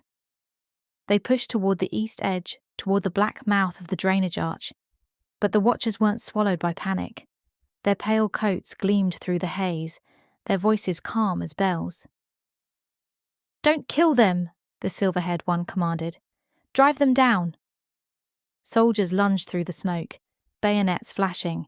Elias swung his broken chain like a whip, cracking bone, sending one man crashing into the fire. Sadie slashed with her saw blade knife, tearing another's sleeve, buying a heartbeat of space. "Go!" Elias bellowed. Anne ducked low, sobbing, Sadie dragging her toward the arch. They hit the mud, crawling fast, the roar of fire behind them, Elias close on their heels. The tunnel yawned black ahead, smoke swirling into its throat. Sadie shoved Anne inside first, then scrambled in after, knees scraping stone. Elias dropped last, his broad frame forcing him through with a grunt. Behind them, the square screamed. Voices, fire, collapsing beams. Soldiers shouted orders, boots striking the stone as they swarmed the edge. Sadie gasped in the choking dark. "Faster!" Anne crawled with desperate speed, her hands raw, sobbing. Elias's heavy breaths filled the tunnel, his chains dragging loud. A musket cracked, the shot sparking against stone just behind them. Shouts echoed into the tunnel. "After them!" "Don't let them escape." The current of air shifted, smoke pulled into the crawl space, turning every breath into fire. Sadie's vision swam. She pressed her hand against Anne's back, forcing her forward. "Don't stop," Sadie rasped. "Don't look back." The tunnel angled downward, water rising to their elbows, foul and cold. Rats shrieked, scattering. Behind them, the soldiers poured in, boots clanging, bayonets scraping the stone. Elias snarled. "Keep moving! I'll hold!" "No!" Sadie snapped, her voice sharp enough to cut through the smoke. "We all live, or none of us." The grate at the far end loomed, faint moonlight leaking through. Their exit. Their only chance. Anne clawed at it first, fingers slipping on rust. "It's stuck!" she cried, panic flooding her voice. Sadie shoved beside her, grabbing the bars. The metal screamed under their combined weight, but didn't give. Boots pounded closer. Shouts filled the tunnel. Elias surged forward, wrapping his bloody hands around the grate. With a roar that ripped from his chest like iron splitting, he wrenched. Rusted bolts snapped, metal screeched, and the grate tore free, splashing into the water. Moonlight flooded in. "Go!" he roared. Anne scrambled through first, Sadie dragging after. Then Elias shoved them both ahead, crawling out into the reeds as musket fire sparked behind. They collapsed on the riverbank, coughing, smoke belching from the tunnel's mouth. Behind them, the square burned, flames devouring the sky, but the watchers' voices still carried, calm, cold, unbroken. Find them. Chapter 34. The Tear Between Worlds. The riverbank was painted in fire. The square behind them burned like a forge left open to the night, the air thick with ash and screams. Elias stood tall against it, his chains clattering, his body battered but unbowed. Anne clung to him, her face streaked with soot and tears. Sadie clutched the fragment of the ledger to her chest, her pulse hammering. The ink blurred, the name smudged, but it was real. Proof. 2 centuries of lies undone in a hand. "We wait," she said, her voice shaking. "We hide. We build this right. Elias, we can't charge now, not like this." But Elias turned to her, eyes burning brighter than the flames. "You came here to uncover truth. I was born here to fight it. I'll not run anymore." "Elias!" "No more running," he bellowed, raising the broken chain like a banner. "We take them now." And then it happened. The air itself screamed. Sadie staggered, the ground dropping from beneath her, her body yanked backward as if a giant hand had seized her spine. The firelight warped into ribbons, the river bent into glass. Elias's face, furious, desperate, blurred into smoke. Anne's cry pierced through the tearing fabric of time. "Sadie!" "No!" Sadie shrieked, reaching for them, her fingers clawing at air that no longer held them. The ledger fragments seared against her palm as the world ripped apart. The fire vanished, and she slammed into tile, cold, sterile tile. The hum of fluorescent lights above, the faint beep of the computer screen, the archives. 2025. No, no, no, no! Sadie scrambled to her feet, her body shaking, still soaked in river water, smoke in her lungs. She spun wildly, searching the room as if Elias and Anne might have somehow spilled through with her. Only silence answered. Her breath came ragged. She looked down at her fist. The scrap of the ledger still there, crumpled and damp. Proof. But proof wasn't enough. She lunged for the computer, hands trembling as she typed with wild urgency. "Mercer. Anne Mercer. 1821 massacre survivors." The database spat back text, cold and clinical. "Casualties. Hundreds. Listed as consumed in fire." Her stomach dropped. She scrolled faster, desperate, muttering under her breath. "Come on, come on!" And then her eyes caught it. Not a name. Not a body. Just a line, half forgotten in a historian's notes. Some claimed a blacksmith resisted until the last bell tolled. Accounts differ whether he perished in the flames or was taken away by unknown men. Sadie's vision blurred with tears. She pounded the desk with her fist. "Damn it! Which is it?" She dug deeper, fingers flying, searching diaries, fragments, anything. Anne's name appeared only once, scribbled in a survivor's account, vague, haunting. The girl with ink on her hands was seen no more. Sadie's throat tightened. She pressed her forehead to the cold screen, sobbing, her voice raw. "Elias, Anne, did you burn, or did you live?" Her reflection stared back at her in the glass.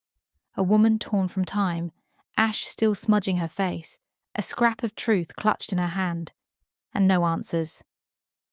But one thing was clear. The fire wasn't finished, because she couldn't leave them in ash. Not like this. Chapter 35. The Ashes That Remain. The hum of the fluorescent lights drilled into Sadie's skull. The air in the archive room was cold, sterile, lifeless, and it suffocated her. She slammed her palms on the keyboard, her breath ragged, fingers flying. Mercer. Elias Mercer. Anne Mercer. The database spat back entry after entry. Casualty lists, burn records, newspaper clippings digitized and sterile, all clinical, all detached. Words that reduced human screams into fatalities. Sadie scrolled until her eyes blurred. Nothing definitive. No confirmation. Just fragments. The blacksmith who defied the watchers until the bells. A girl with ink-stained hands seen last before the fire.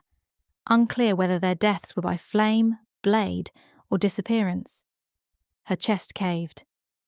No, that's not enough. She shoved back from the desk, stumbling between shelves of dust-smelling paper, archives stacked in boxes like coffins. Her hands shook as she tore open lids, rifling pages, maps, crumbling ledgers. Every page was wrong, too neat, too quiet. "This isn't the truth," she whispered, her voice breaking. "This is what they let survive." She yanked another box down, scattering papers across the floor. Kneeling in the mess, she clawed through them, scanning scrawled notes, diaries written in fading ink. Her hair clung damp to her face, smoke still embedded in her skin, though no one else in 2025 could smell it. She found a diary scrap. "We ran as the fire consumed the square. I swear I heard a man's voice, roaring even as the bells tolled. They said no one could have lived." She found a half-burned parish record. E. Mercer. Name crossed through. No burial listed. Her heart slammed. No burial. Not confirmed dead. She found Anne's name again. One mention in a survivor's oral account, transcribed decades later. The girl with ink-stained fingers vanished in the smoke. Some say the watchers kept her. Some say she burned. No one knows Sadie crushed the paper in her fist, tears burning down her face. "Someone knows," she snarled. "Someone always knows." Her reflection in the glass case beside her looked feral, eyes wild, ash still streaking her cheek. She clutched the fragment of the ledger tighter, the one relic she had ripped from time itself. Her forensic instincts clawed at her. Every crime scene leaves trace. If history erased it, it means someone wanted it gone. She staggered back to the desk, pulling up maps, blueprints, genealogies, every file she could touch. She would not stop, not until she found them. Not until she rewrote what the watchers thought they had buried. The massacre wasn't finished, not in 1821, not in 2025, and she would not let their truth become ash. Chapter 36. The Forgotten Line. The archive floor looked like the aftermath of a storm. Boxes gutted, pages scattered, maps unfurled, and smeared with her muddy fingerprints. Sadie knelt in the chaos, her hands trembling, eyes bloodshot from hours of tearing through centuries-old lies. Her breath rattled, shallow and ragged. "Come on! You have to be here! You have to!" She shoved another pile aside, coughing as dust rose. Most documents repeated the same sterile refrain. The fire consumed, the records burned, all lost. She wanted to scream, but then her hand froze. At the bottom of a box marked Property Records, 1822, half buried beneath a stack of surveyor maps, she found it. A folded scrap of paper, edges browned with smoke, ink smudged but intact. A list. Not of the dead, not of the burned, but of indentures. She scanned the faded script, her pulse spiking. These weren't fire victims. They were names reassigned, bound into custody, transferred, labour for debt, hidden, disguised. Her eyes caught it. Mercer, Elias. Not marked deceased, not listed among the burned, but transferred. Shackled, not executed. Her throat tightened, tears flooding her eyes. Oh my God, he lived. Her shaking finger traced further down the page. Another name. Mercer, Anne. Beside it, only a mark. Not dead, not burned, but not transferred either. Simply unaccounted. Sadie's heart hammered so loud it drowned the hum of the lights. This was it. The fracture in history. The overlooked record. Proof that the fire hadn't swallowed them whole. Her forensic instincts roared. This is the evidence! The trail didn't end in flame. It continued, hidden. She clutched the scrap to her chest, sobbing with relief and rage all at once. Elias hadn't died in the fire. Anne's fate was unknown. The watchers had buried the truth beneath paperwork and ash, and she had just dug it back up. Sadie staggered to her feet, wild-eyed, the scrap shaking in her hand. The archives around her were silent, sterile, but she no longer felt trapped in 2025. She felt their eyes still on her. The watchers. They didn't win, she whispered, her voice raw. You didn't erase them. And I'll find the rest. I swear it. Her reflection in the dark glass of the archive case stared back at her, ash still streaked across her cheek, eyes blazing with fire not yet extinguished. The story wasn't over. Not for Elias, not for Anne, not for her. Chapter 37. The Trail of Ash. The scrap trembled in Sadie's hand as though alive, as though it had waited centuries for her fingers to pry it free. Mercer, Elias, transferred. Not dead, not ash. Transferred. She spread it flat on the desk beneath the hum of the fluorescent lights, her eyes scanning every blot of ink. The handwriting was rushed, the clerk's strokes uneven, but the truth cut through. Elias hadn't died that night. The watchers had chained him and moved him like cargo. Indentures, Sadie whispered, her voice trembling. They buried the bodies in paperwork. Her forensic mind sharpened. Next steps. Always next steps. She dove back into the archives, pulling property ledgers, court transcripts, shipping manifests. Dust coated her palms. The hum of the building faded to silence around her. Time no longer felt real. Evidence log, 1822. List of debtors sold into labour. Transport records stamped with wax seals. Notes of relocation for civic order. She flipped page after page until her breath caught. A ledger of transfers, men sent from the city eastward, labour for ironworks, quarry, digging. Their names reduced to numbers, sentences written coldly. Her eyes scanned fast, desperate. There. E. Mercer, bound for Dunich Quarry, March 1822. Sadie's throat closed. Dunwich. She recognised the name from her research. In 2025, it was nothing but ruins on the coast, a collapsed quarry, long abandoned. In her notes, she had skimmed past it as irrelevant. Now it burned like a beacon. He lived, she whispered, her chest heaving. Elias lived long enough to be sent there. Her hands shook as she scribbled notes, cross-referencing maps. If Elias had gone east, he might have survived months, years, perhaps longer. But Anne, Sadie's stomach twisted. Anne's name hadn't been in the transfer, only unaccounted. She clawed deeper, searching lists of orphanage admissions, parish records, court trials. Nothing. Only silence where Anne should have been.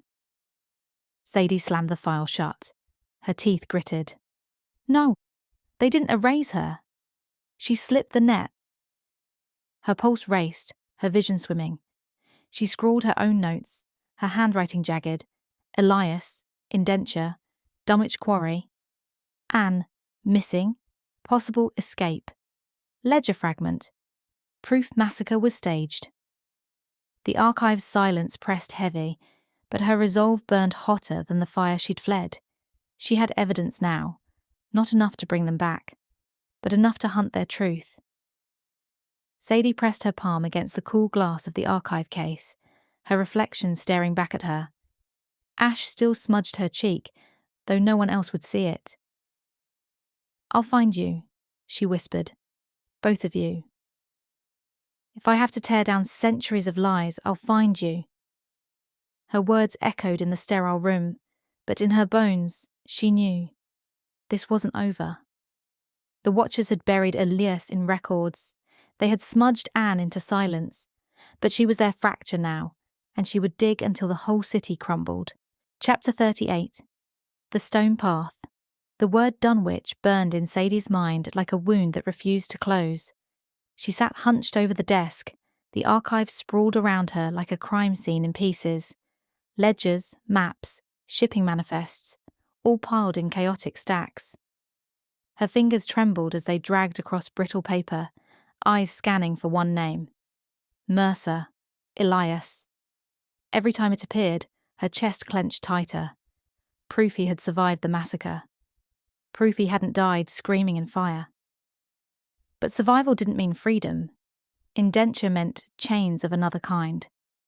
Evidence log, 1822 to 1823. Transport lists, wagons of men shipped east, their names replaced by numbers. Quarry rosters, dozens listed as labourers for debt. Mortality notes, terse records of deaths, collapsed lungs, crushed bodies under falling rock. Sadie's breath stuttered as she found it again, scribbled in a column, half faded by damp. Labourer, number 17, E. Mercer, Dunich Quarry. She traced the letters with her fingertip as though touching the ink could bridge centuries. Anne had begged her once. "Do you think he's still alive?" And now here was proof. He had lived past the square. Sadie flipped through the quarry reports, her pulse racing. Dunwich was infamous, even in her time. Cave-ins, starvation. Men worked to death in darkness, their bodies hidden under rock. In 2025, the quarry was ruins. In 1822, it was hell. Her forensic instincts pieced the trail together. Elias was transferred after the massacre, shackled into forced labour. Records thinned after 1823, rosters overwritten, numbers reused. Names bled into silence. And yet, her eyes caught on a margin note scribbled by a tired clerk. Labourer 17. The blacksmith. Fights every chain. Refuses to break. Ordered double watch. Sadie's throat tightened, her eyes burning. She could see him in her mind. Elias, chained and bloody, hammering even in the dark, still unbroken. She flipped another page. A death tally, 1823. Dozens of names listed. But beside Elias's number, nothing. No mark. No confirmation. Just blank space. No burial. No record of death. The silence was louder than any report. "He lived," Sadie whispered, her voice cracking. "Even there. He lived." Her hands shook as she scrawled her notes, her handwriting jagged across the page. Elias survived the square. Elias transferred to Dunwich. No record of death. Clark confirms resistance.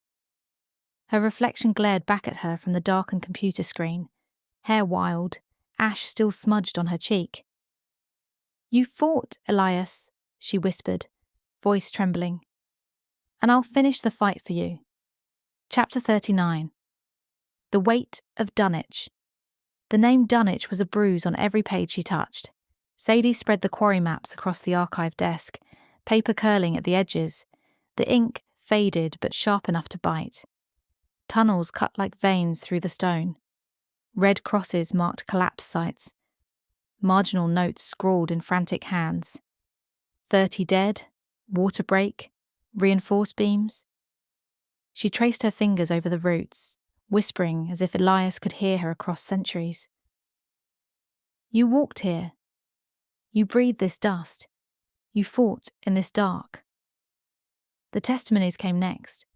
Priests visiting broken men, overseers reporting discipline, even a letter from a freedman. All painted the same picture: labour that crushed lungs and backs, men starved into shadows, names stripped into numbers. But Elias refused to flatten. He bled through every note: labourer number. 17. The blacksmith fights the chains, refuses the lash, stronger than most, unbroken. Sadie's heart pounded. She could see him there, shoulders raw from shackles, eyes blazing even in torchlight, not bent, not yet. She flipped to another ledger, mortality lists, dozens scrawled in cold ink, cave-ins, fever, starvation. Her breath caught as her eyes scanned lower down the page. A new name: Anne Mercer. Her pulse stopped. The hand was different from the quarry clerk's jagged scrawl, neat, deliberate, the kind of script meant to last. Beside her name, one word: deceased. Date: April 1822. Sadie's chest caved. No, she pressed the ledger flat as though her weight might change the letters. Her throat tightened, the sterile hum of the archive turning deafening. Anne, the girl with ink-stained hands, the one who had clutched her sleeve in smoke, whispering, "Do you think he's still alive?" And now history answered her with nothing but a line of ink. Sadie's hands shook as she studied it closer. Why here? Why filed among quarry deaths when she was never a labourer? Why so neat, so precise when others were scribbled? Her forensic mind snarled. This isn't a record. This is a verdict. She tore the page free, clutching it to her chest, hot tears running unchecked. They wrote her into silence, she whispered, her voice raw. They buried her under stone. Her sobs hitched, sharp and painful. For Elias, the trail still lived, uncertain, fractured, fighting. But for Anne, this page slammed shut like a coffin lid. Sadie pressed her forehead to the cold desk, her voice breaking. I swear I'll find why. I'll rip it out of their ink. You won't be forgotten, Anne. Not by me. Not ever. The papers around her blurred in tears, but she didn't stop searching. Not until she turned every stone of Dunich. Chapter 40. The Last File. The archives looked like a battlefield. Boxes gutted, pages strewn across the tile in drifts of dust and ink. Sadie sat in the middle of it all, knees pulled tight, the final stack of quarry ledgers trembling in her lap. This was it, the last thread. Her body ached as though she'd carried Elias's chains herself. Her eyes were raw, her throat rawer, but she forced herself upright, spreading the papers like evidence on a crime scene board. Fact 1, the ledger fragment she had carried back from 1821, proof the massacre was scripted, the names chosen. Fact 2, the indenture records, Elias Mercer, transferred east to Dunich Quarry, alive beyond the fire. Fact 3, the quarry rosters, Elias listed as Labourer 17, the blacksmith, noted for defiance, unbroken. Fact 4, no death record for Elias, blank space, omission, a silence that screamed survival. Fact 5, Anne Mercer's name, neatly entered, marked deceased, April 1822, too clean, too deliberate. A watcher's hand in ink. Sadie sat back, her breath shaking. The evidence lay before her like bones assembled into a skeleton. The massacre hadn't been fire. It hadn't been accident. It was execution, staged and erased by the watchers. Elias had lived beyond it, enslaved in stone, his fate deliberately left uncertain. Anne had been cut from the world with a pen. History hadn't forgotten them. History had been forced to forget. She pressed her hands flat on the papers, tears burning hot, but steady. Not anymore. The weeks that followed blurred into sleepless days. She compiled everything, digital scans of the fragile ledgers, cross-references of property and parish records, annotated maps of the quarry. She wrote like her hands were aflame, piecing each fragment into a narrative no one could deny. Her report grew until it towered, a forensic reconstruction of a crime scene centuries old. Every source cited, every omission marked, every lie exposed. And at the heart of it, two names, Elias Mercer, Anne Mercer, not as ash, not as footnotes, as human beings, bound and silenced, now resurrected in truth. When the paper was published, the world stirred, historians debated. Journal called it groundbreaking. Articles named her the forensic investigator who broke 2 centuries of silence. But Sadie didn't hear the applause. She sat alone in the archive where it had begun, the hum of fluorescent lights above, staring at the final page of her own work. Elias's name, marked unbroken. Anne's name, marked too soon. Recognition didn't heal the wound. It never could. But as she traced their names one last time, her chest eased.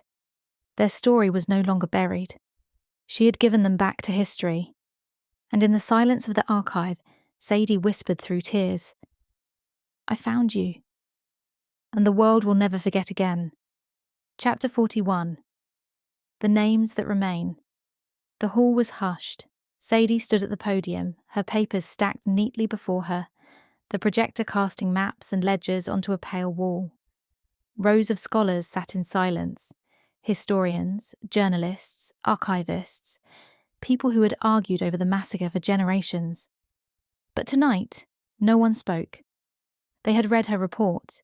They had seen the fragments pieced together, the ledger of chosen names, the indenture transfers, the quarry records, the cruel neatness of Anne's death. They had watched her reconstruct the crime scene of a city 2 centuries gone. And now they waited for her words. Sadie gripped the edge of the podium, her palms damp.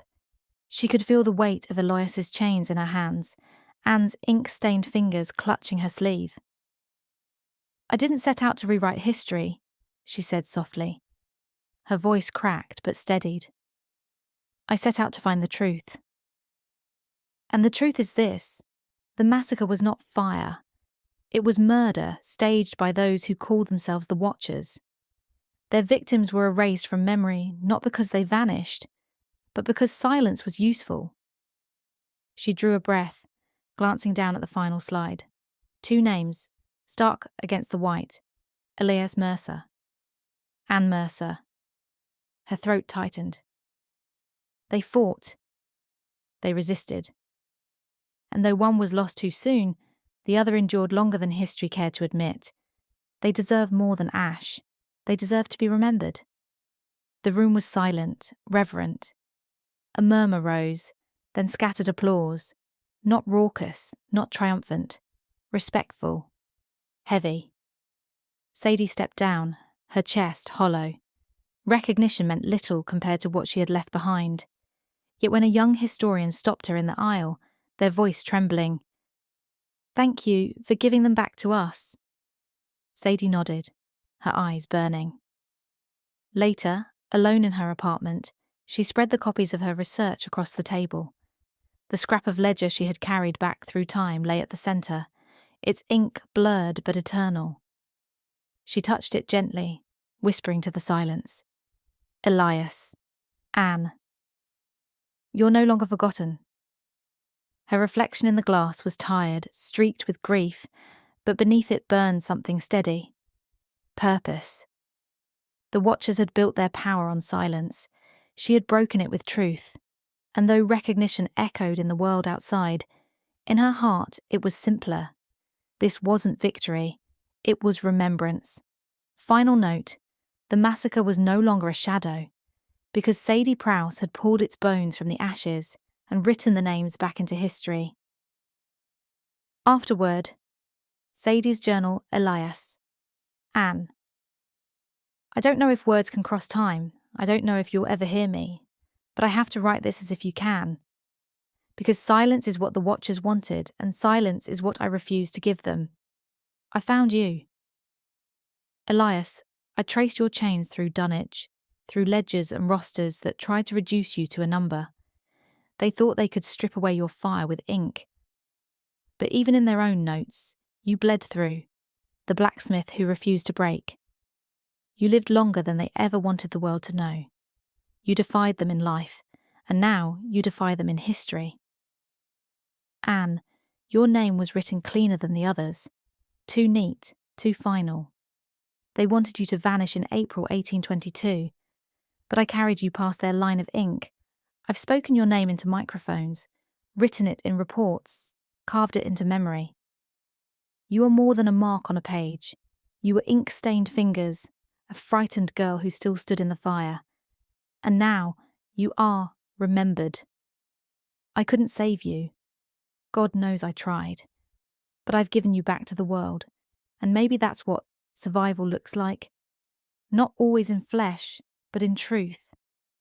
If you can hear me across the centuries, if time still bends enough for voices to slip through, then hear this. You were never forgotten. You were never erased. You live in every word I wrote, every page I dragged back into light. And though I'm here, in a sterile archive of 2025, and you are there, in the ashes of 1821, you will always be with me. Because the watcher's lost, not with fire, but with memory.